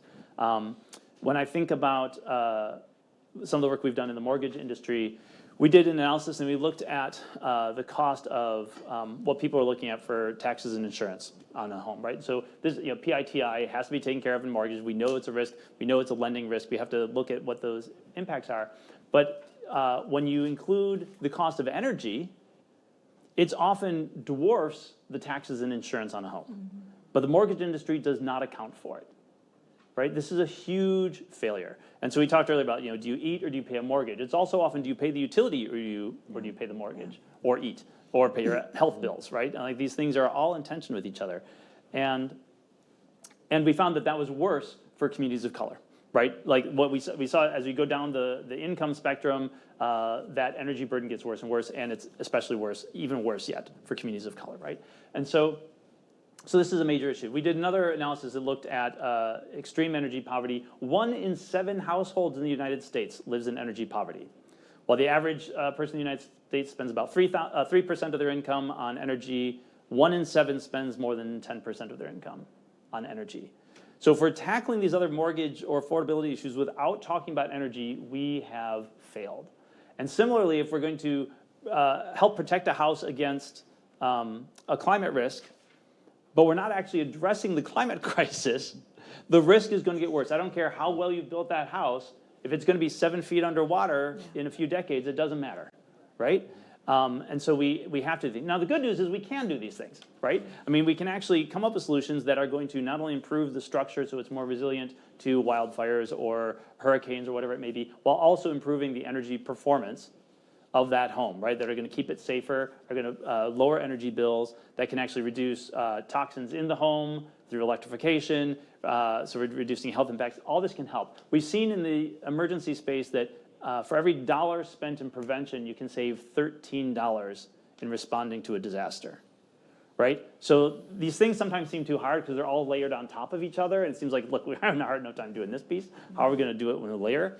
But what we start to find is when we have the right long-term solutions, the small solutions have outsized benefits. So $1 spent, $13 saved. It's a similar thing that when we can invest in communities of color and the communities that have been disinvested in, we will get outsized impacts that will reduce costs in healthcare, reduce costs in energy burdens, reduce costs in our whole things, not only for that household, but for the communities as a whole. And so I find this to be a daunting challenge. I think it is absolutely the right challenge because the solutions then also have outsized impacts because they're solving up through that whole piece. And the final thing I'll just say on this is that when we think about climate particularly, I started my career in sociology and looking at issues of class and race and gender until I started understanding what climate change meant. And I realized, oh, this is going to tackle all of this. And the problem is, to a certain degree, we fail to act at the scale and comprehension that we need to until the climate disasters are bad enough, right? And when that is, you tell me when it makes you act. But the hurricanes, the wildfires, the floods, the droughts, pick any of them. We don't act until those get bad enough. They're like, oh, we really need to act, and we need to act fast, and we need to act at scale. But the worse those disasters are, the less people have time to act because they're like, I'm trying to deal, like Damon was talking about the leaky roof, right? I got to deal with the leaky roof now. I don't have time to think about these other pieces, right? And this creates a window of action that gets smaller and smaller, that the crises are getting worse, but our attention to deal with longer systemic answers gets smaller and smaller. And how small is that window of action where it's bad enough that we're going to act, but not so bad that we still have the bandwidth to take big, large, comprehensive action? So that's what keeps me up at night, is how do we get those systemic solutions ready now so that every disaster that hits, every other problem that hits, we can get outsized positive impact with the solutions. Yeah. Well, it's definitely going to keep me up at night now, too. Sorry. No, but I think that's such a great point. And, the idea of small investments having these outsized impacts is a huge one. And, we, in our prep call, I think we also talked about how the more you can track that period of being able to respond to an issue, the more a lot of things are sacrificed in that process, including intentionality around equity, right? And so that's another big piece of this, I think, that I'm hearing resonate with kind of everybody's comments. Moving to you, Andy, part of your research really focuses on the disbursement of historic amounts of federal investments designated to address climate-related issues. We heard a little bit about this on the last panel around the Inflation Reduction Act, but specifically, what are some of the challenges or opportunities that are coming up from that as related to the climate issues that we're talking about today? Sure. No, it's a great question. The panel earlier, I thought it was a really great conversation, so I won't cover too many of the same points. I'll say that we are, like many other folks, a lot of things are still being figured out, and so we're really trying to pay attention to the details as they start to get figured out. I do think it's worth, really focusing on, at least in the policy, right? We do have the ability to really focus some of these benefits on households of color, homeowners of color, right? There is the mechanisms there, and so I think that's a positive in the sense of the goals of this. Now, the question is in implementation, what actually happens? And I think that, first, obviously, the Inflation Reduction Act, a lot of that, especially on the consumer side, requires people to go out and get it, right? And so we actually don't know how much it's going to cost in the long run because we don't know how many households are going to take advantage.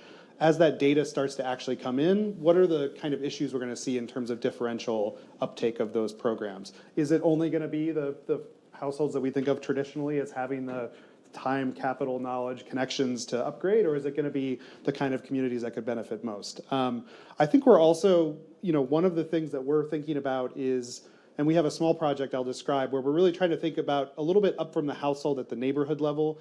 I mean, we know from anyone who works out in the field that there's going to be some really practical challenges here. Like, do you have enough certified contractors to do this work?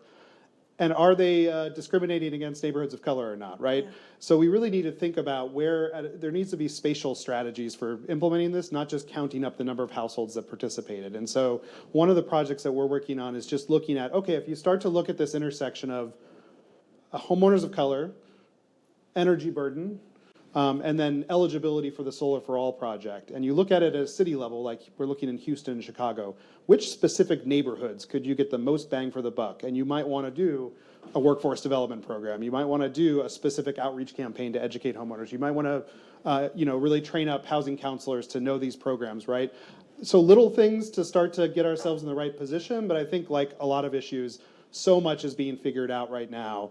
And I think, ultimately, it's just really important that through data and evidence that we're collecting at the big scale, we're able to empower people at the local scale to say, is this working, is it not, what needs to change to reach the goals that we set out? Yeah, absolutely. No, I think that's such an important point about being able to empower people in the process to understand how to most effectively deploy this huge amount of resources that are there in the most effective way. So.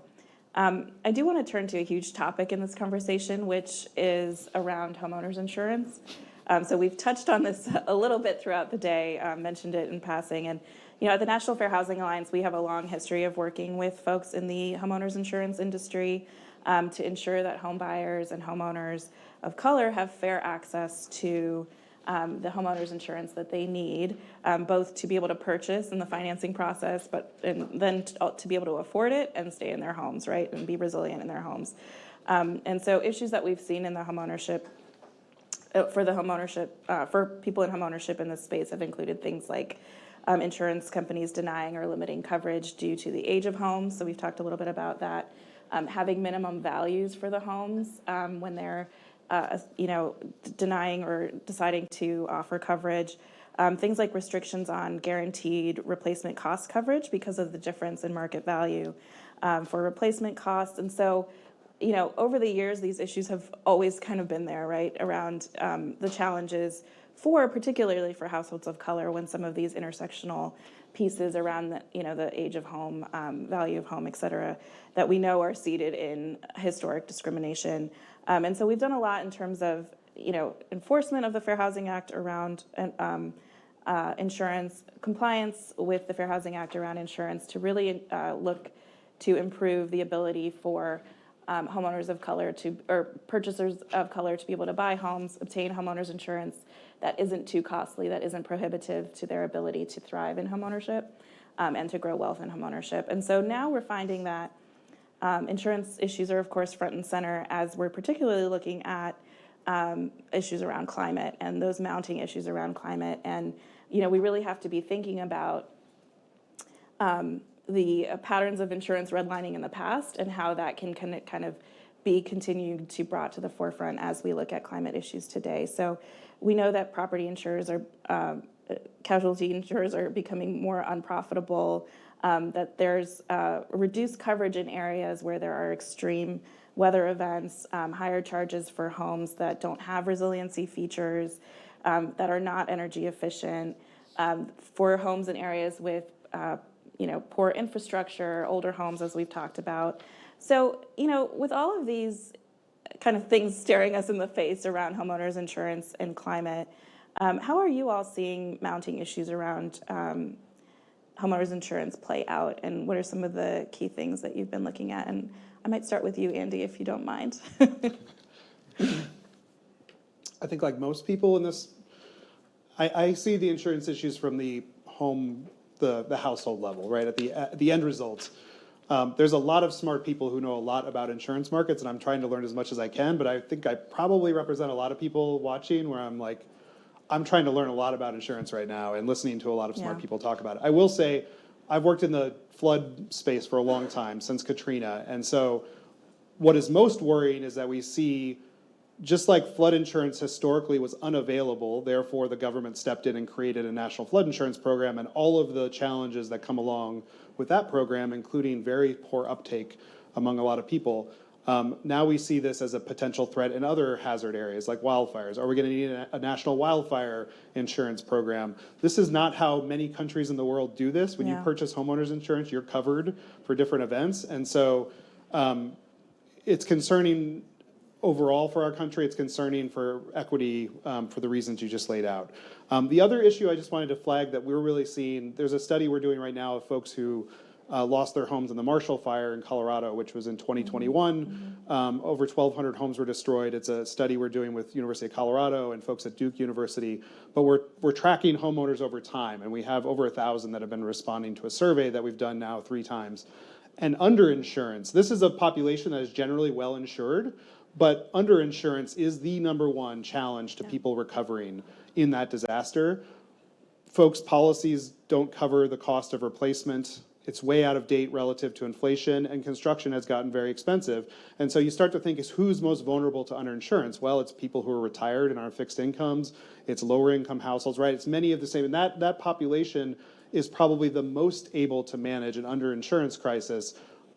With the disasters that we just saw, for example, what's the underinsurance crisis going to look like there? And so I think that to add to the topic, not just markets closing down, but also folks being broadly underinsured, I think is something that we need to be thinking about. Yeah, absolutely.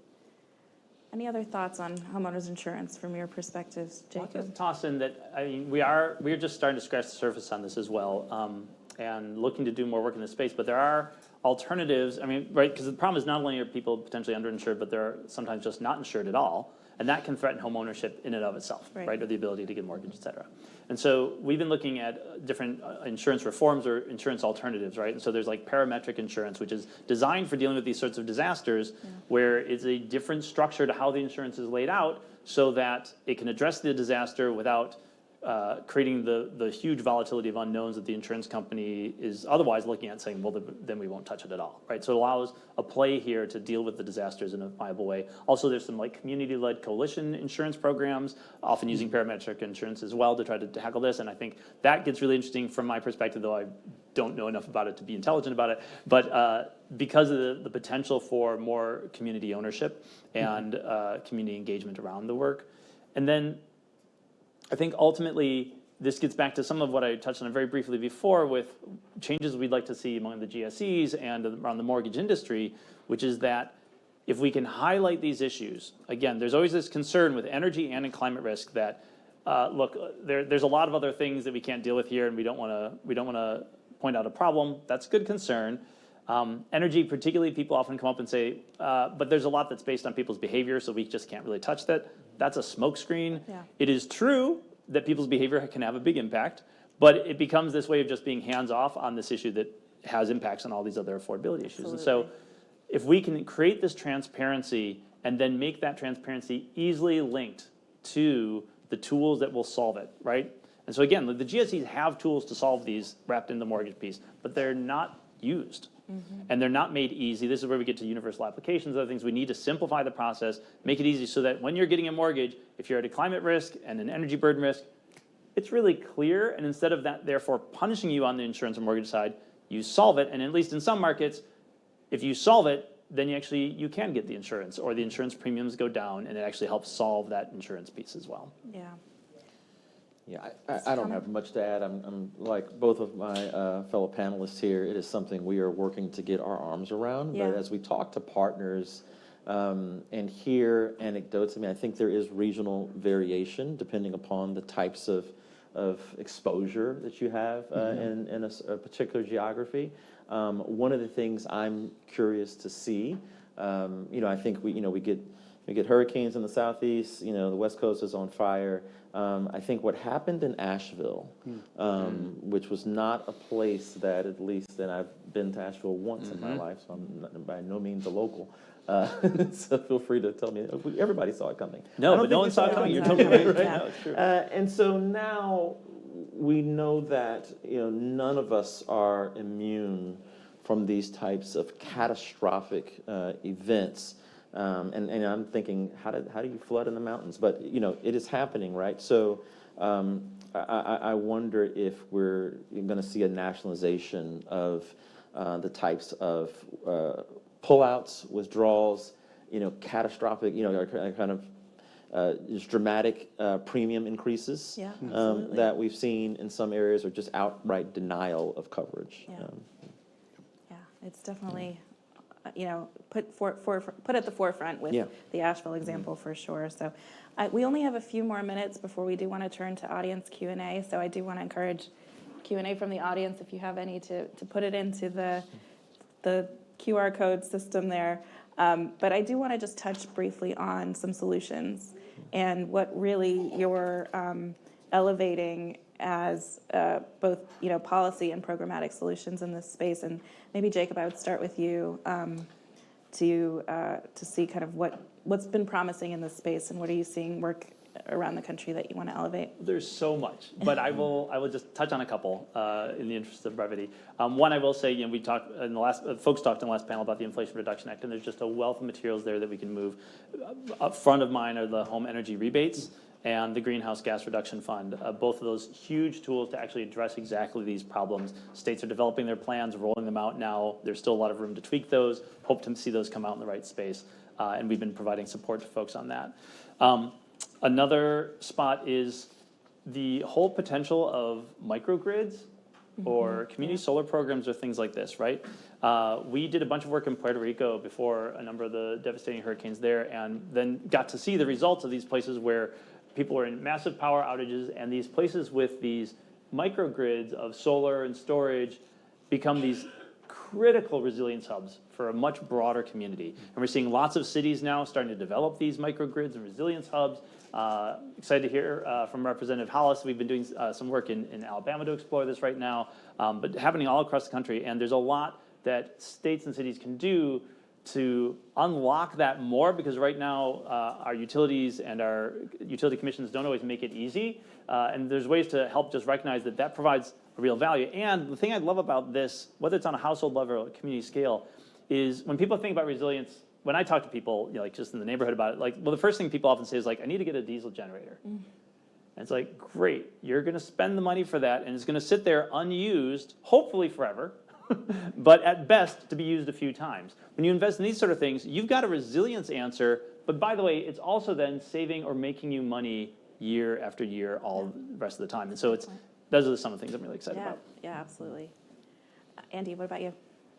I have a list again. I'm not going to go into all of it, but I will say number one, and this has been alluded to, we're really energized right now by this, and this is big picture, but really thinking about a transformative climate lens, which is, there's been a lot of thinking about it, but there's this question about how to turn it into real action. And this is, transformative means, again, we're not just focusing on the end results, which is the vulnerabilities and we're focusing on the beginning points. Why are these communities at such high risk? Why are they so underinvested? Right, and so again, this will be very familiar to everyone here, and thinking about strengthening community development organizations, strengthening our mission-driven, right, rather than standing up separate climate organizations all over the place, strengthening the folks who are already on the ground in the communities to make them more capable of managing climate. I think from a transformative perspective, that allows us to then make the argument that, again, different places are starting in different climate risks and therefore need different investments in order for equity to be achieved. So that's number one.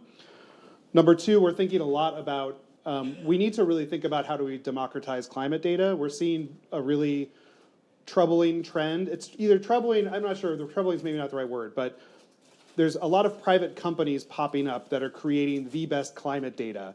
And when you have privatization of data, you're going to have privatization of access. And so everybody should have access to the best climate data for their communities so they can make good decisions for themselves. And right now, whether or not you can purchase X, Y, or Z company's data is what's predicting whether you're making the best plans. And that's a bad state to be in, and something we should really be thinking about as a solution. And then the last thing I'll say, I think that this just really goes to what's been mentioned several times. It's hard to emphasize just how much we have this pieced together, glued together system that was based on disasters. So much of what we do is after the big event. We have such a reactive stance. We spend 95% of our money on disasters, either in response or recovery. Even 90% of our mitigation, which in the disaster world means the stuff like adaptation we do before, has to happen post-disaster. Right. You can't only use it if you've experienced a disaster to think about the future ones. We need to take a big step back to being proactive as a country, and that means, as was alluded to earlier, let's not build houses in a floodplain and make them all energy efficient. Let's think about how we do both things at the same time. And so I think anything to encourage more proactive thinking about climate not only saves money and it's good on the budget, it also just makes a ton of sense from an equity perspective. We don't have to suffer these things in order to access the resources. Yeah, thank you. Amazing points. Chris? Yeah, a number of points, but one thing that Annie just mentioned that I want to also lift up is, how do we build up our nonprofit housing developers and just the nonprofit housing delivery system? That is what has always been the bedrock of affordability in the country. It's very hard for many of our CDCs and local organizations to operate, much less do effective work at scale.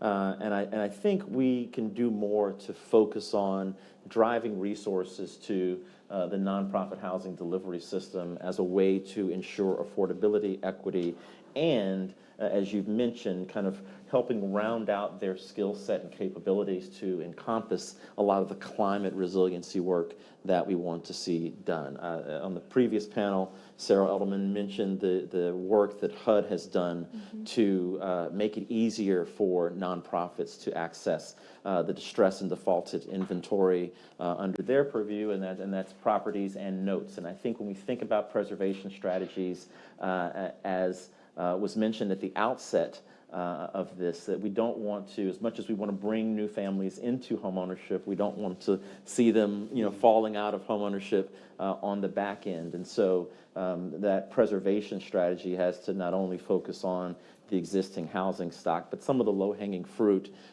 with our federal partners, the GSEs and others, where we can be activating inventory as well as notes and other instruments that will help us preserve homeownership while also building up the nonprofit delivery system to be engaged there. So I think there's a lot more that we can do. NCST has worked with hundreds of entities around the country, and we still are in communication and relationship with those entities, and we're hearing the challenges of, look, we would love to, buy more homes to create affordable homeownership opportunities to help fuel preservation strategies, but we're just trying to survive, right? We're just trying to keep the lights on, and that is a reality in many communities. That's also, by the way, how you empower communities of color. I think we look to these communities in our planning efforts and the deployment of resources and kind of greet them with an offer for volunteer work, right? Come to this charrette or come be a part of this. And those of us that do this work are paid handsomely, and people in the communities where jobs are needed, you want to create sustainability, create a system where there can be stability in the income streams propping up neighborhoods and the people who work there, and people who care about their neighborhoods. But if it is a professional career opportunity for us, it should be for them as well. And we need to figure out how to support indigenous neighborhood groups at the local level who are the best equipped and the most knowledgeable and the best qualified to do this work on behalf of their local communities. So that's something that we're passionate about. And I want to reiterate, pass the Neighborhood Homes Investment Act. Let's bring more existing homes back to market. It is less environmentally intensive than building from the ground up, and it is a way to remove blight in neighborhoods. You're not only bringing new homes to the market, you're helping to stabilize the block for those existing homeowners in those same middle neighborhoods that I talked about that are seeing their home values decrease, and by extension their equity, their family wealth decrease as they're being relegated to live amongst vacancy and blight, when we can deploy federal tools and solutions to help build up those neighborhoods. So I'll stop there, but no, thank you. I mean, I think those are excellent points, and it just reiterates so much that there's already so many assets in communities that we just need to tap into better and do a better job of kind of bringing the federal resources together with what's already there, what's already been identified by community, what's already we need to pay people better too, to bring that knowledge to the equation and get us the solution. So I'm hearing you there. I'm going to reiterate +1 to that point. All right. Well, we have a few minutes for questions, and there are questions here. So I'm going to start with this one. Andy and Chris, you mentioned the role of federal government that they can play in reducing barriers for middle-income households. And so what can the private sector, state housing finance agencies, and/or local governments do to reduce financing gaps for middle-income households that promote climate readiness?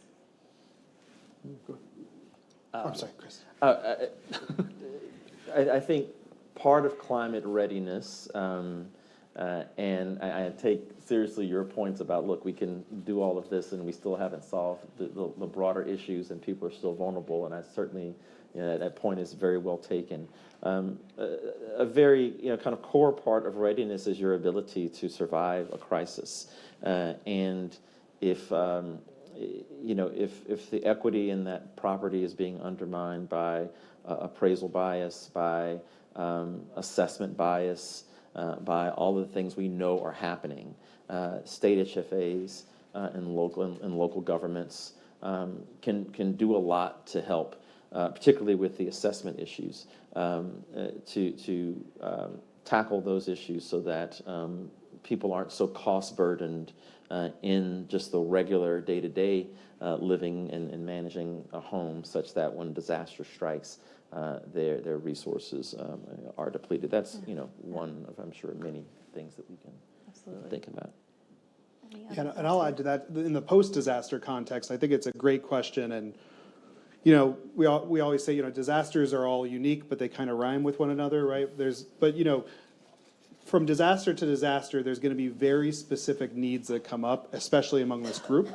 And so you have, for example, when you have a HUD CDBG-DR appropriation, that's only going to serve folks at a certain LMI, right? And then you have, again, a lot of insurance and other kinds of mechanisms that well-off households tend to access. And so that middle group, but their needs aren't the same every time. And so I think one thing that is a great role for local governments and state FHAs, I think is, whether it's funding a long-term recovery group, in some way you're basically in close contact with these households, and you're always learning. Their needs today are not the same a year or 2 years from the disaster, and that's, again, another key problem is we have a lot more expertise in response than we do in long-term recovery. So if 2 years out from the event, people have run out certain parts of their insurance that give them living while they rebuild, and that's when they're actually going to lose their home and go into foreclosure, seeing that coming and designing a policy response or a foundation response or a philanthropy response,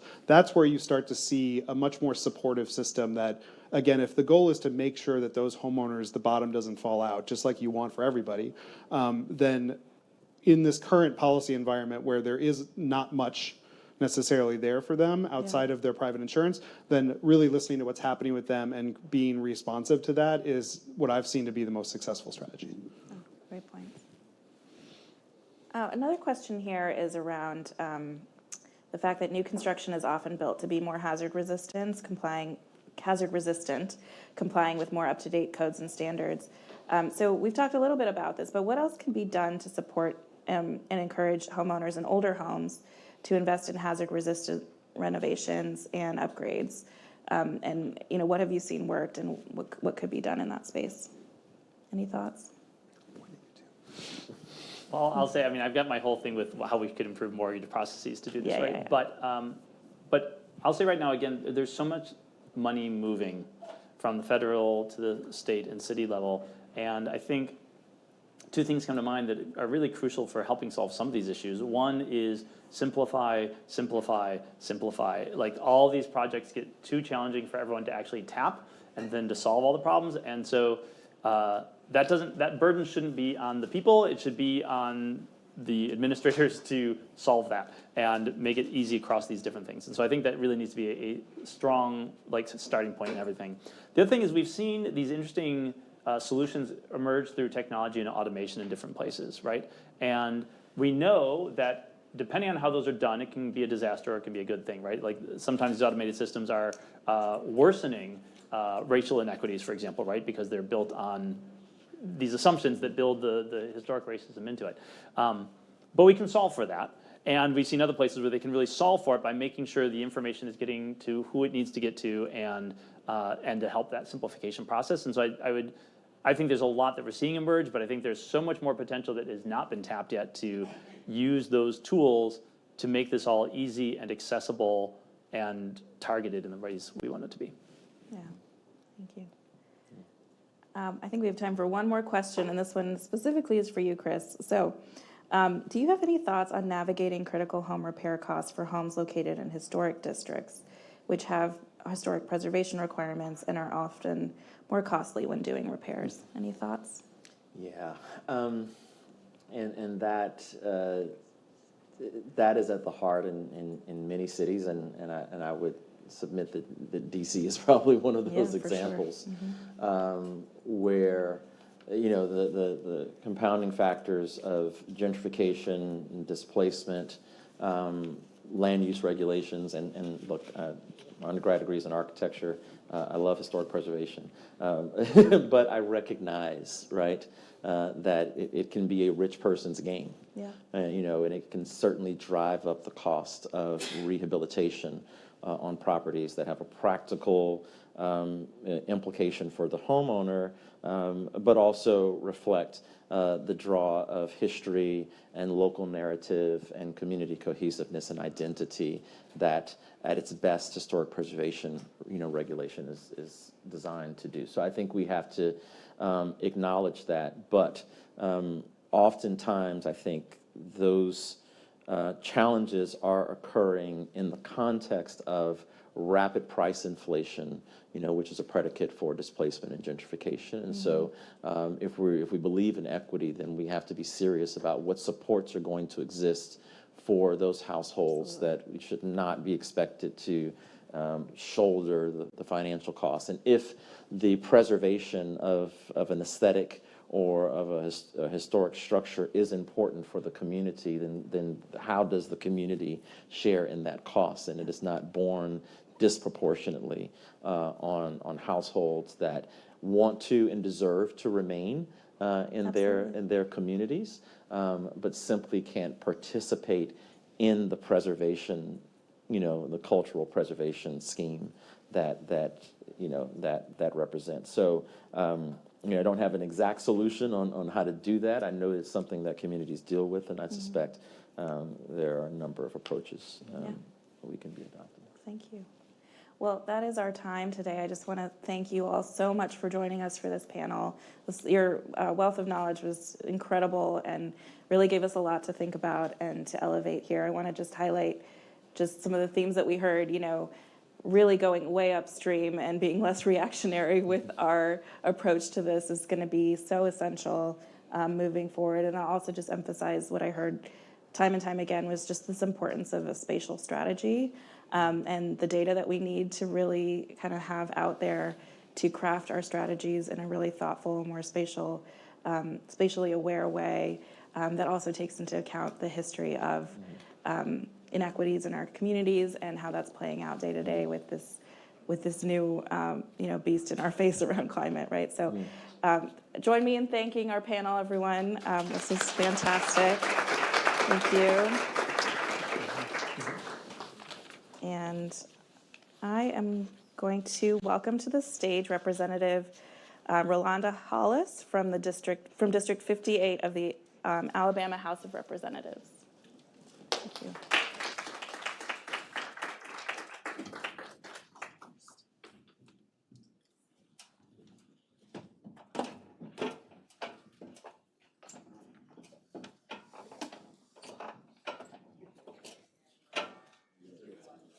I know, right?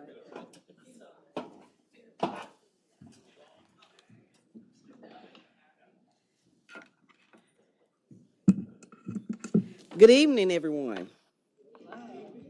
Y'all sleep already? I said good evening. Okay, I done traveled, so give me a little love up here. Yeah, I'm loud. I am.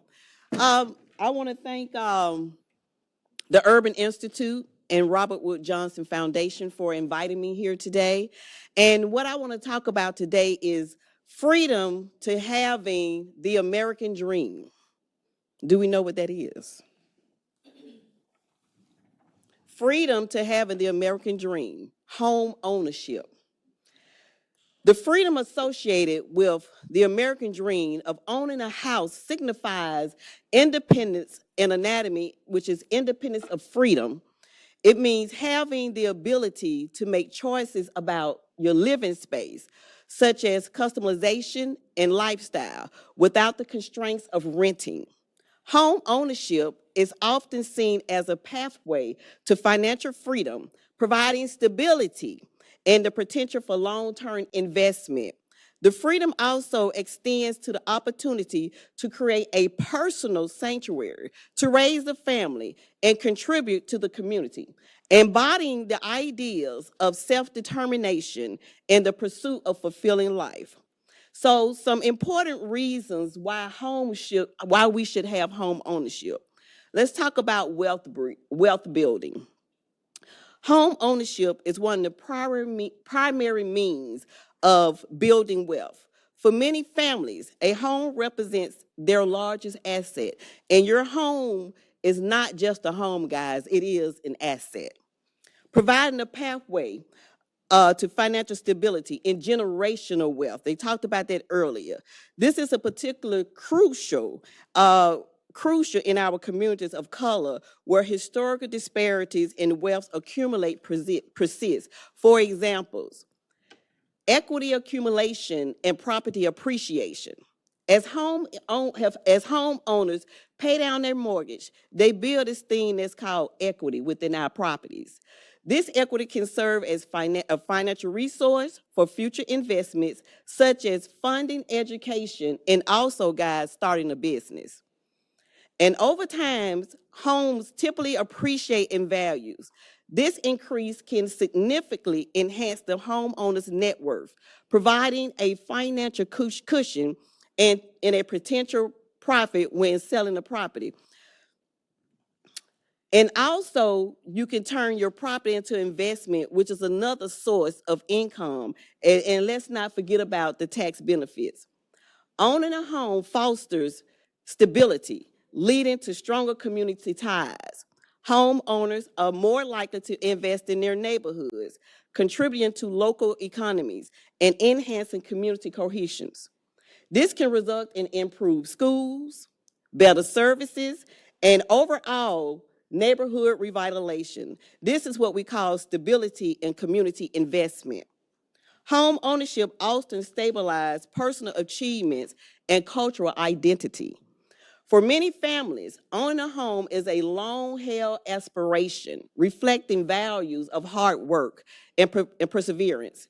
It can also provide a sense of belonging and permanence within the community. This is what we call cultural significance, which means cultural identity and legacies inheritance, such as it may reflect a commitment to family heritage, community ties, homes passed down through generations, as they spoke about earlier, which helps maintain cultural ties and family history. A stable homeowner base can amplify voices in discussion about community needs and development. Now let's talk about political power and advocacy. Homeowners tend to be more engaged in civic activities such as voting and local governance. This engagement can empower communities of communities of color to advocate for policies and resources that addresses their specific needs and concerns. Here are some examples of home ownership with political power and advocacy. Increased civil engagement. Homeowners are generally more likely to participate in civil activities such as voting, attending town hall meetings, and engaging in local politics. This involvement can lead to greater representation of community interests in government. We have local governance participation. Homeowners often serve on neighborhood associations or local boards, giving them a platform to influence decisions that affect their communities, such as zoning laws, development projects, and public services. We have advocacy for policy change. Organized homeowner groups can advocate for policies that benefit their neighborhoods, such as affordable housing initiative, property tax reforms, and funding for public services, amplifying their collective voices. We have strengthening community representation. A stable base of homeowners can lead to better representation in local government, ensuring that the needs and concerns of their community are addressed in policy decisions. We have combating displacement. Homeowners often advocate against gentrification and displacement, seeking policies that protect long-term residents and promote affordable housing options to rapidly changing neighborhoods. We have building alliances.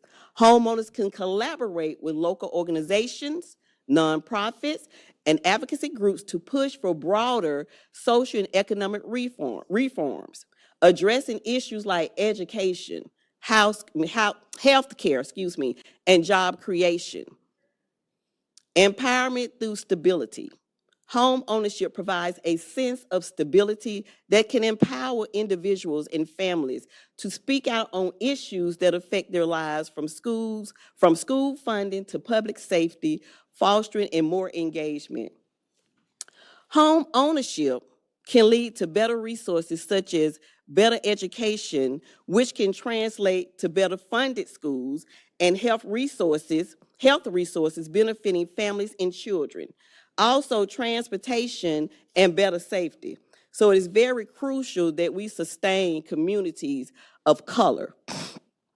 Home ownership also provides more predictable monthly payments compared to rent. And I don't know if you guys ever researched or looked. Usually when you purchase a home, your rent is usually higher than your mortgage payment. And in today's year, 2024, people of color often faces several discriminatory issues in buying a house. And it is happening today. Actually, I pulled an article out today, and this happened in my home city, Birmingham, Alabama. This was just October the 15th, where a mortgage corporation is paying out $8 million plus $1.9 million civil money penalty. And this arises from redlining, and it's still happening today.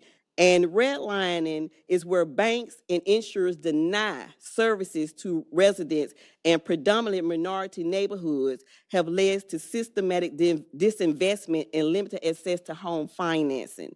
We also have discriminatory lending practices that's happening. People of color may encounter higher interest rate and less favorable loan terms compared with white applicants, even with similar financial profiles.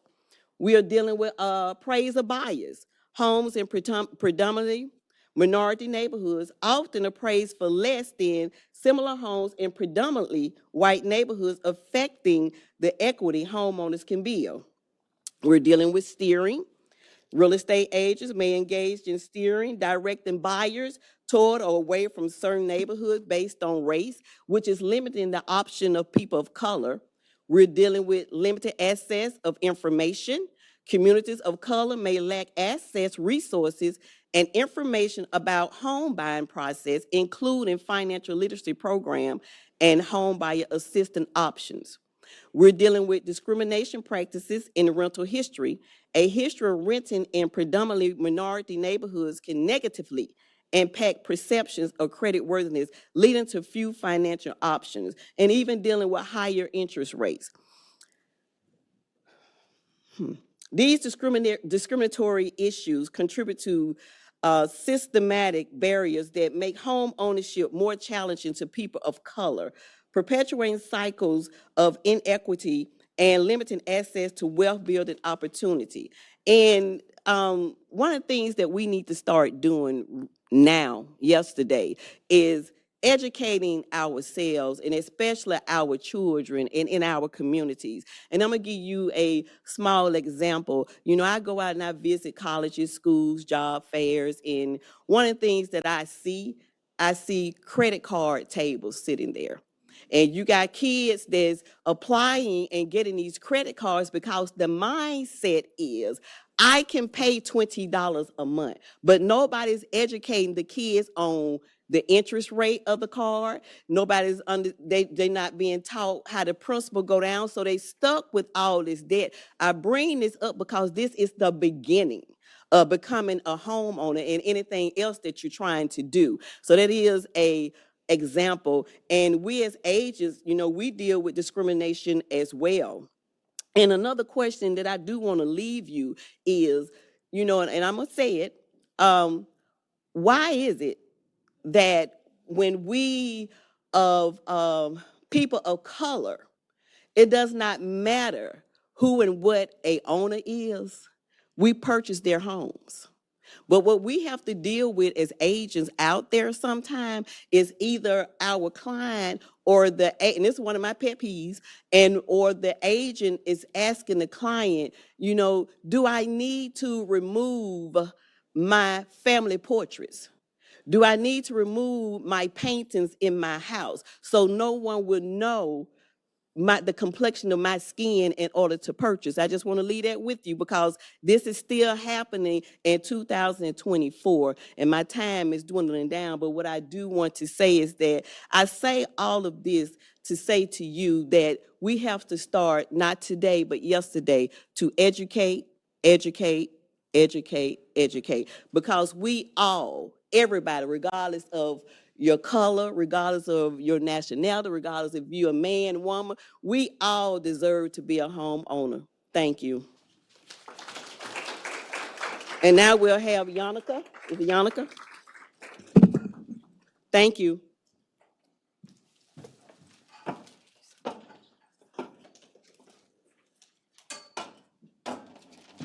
Okay, wow. Thank you, Representative Hollis. That is a tough act to follow. First, I also want to say thank you to the engaged audience here in the room and out there. And thank you to all of our speakers today. First of all, for the reminder of why we do what we do. It's so important to be reminded of why it matters that people have access to wealth and liquidity. And to remember that housing, the thing that most of us in this room work on every day, is key to that. We heard from elected officials and pediatricians as they talked about housing first in a broad sense, that where we live and what we live in are critical to how long and how well we live.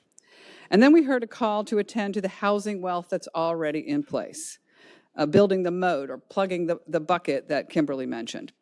That housing wealth is a double-edged sword. It's the main source of the racial wealth gap that we have today, and at the same time, it is the predominant source of wealth for home-owning households of color. And that wealth has been so hard won. So we've got to do what we can to protect and grow it, because otherwise, all the work to get households of color into home ownership is to some extent hollow. And then from the why, today's conversation took us to the how. From the people who are leading and innovating doable solutions that lower costs, improve housing quality and resilience, and ensure that wealth is preserved and passed across generations. As Mayor Baraka said, because it's heavy, many people don't want to carry it. Well, these folks are heavy lifters. And I was also struck by another comment from the mayor about the American dream and how that terminology implies something that is not yet reality.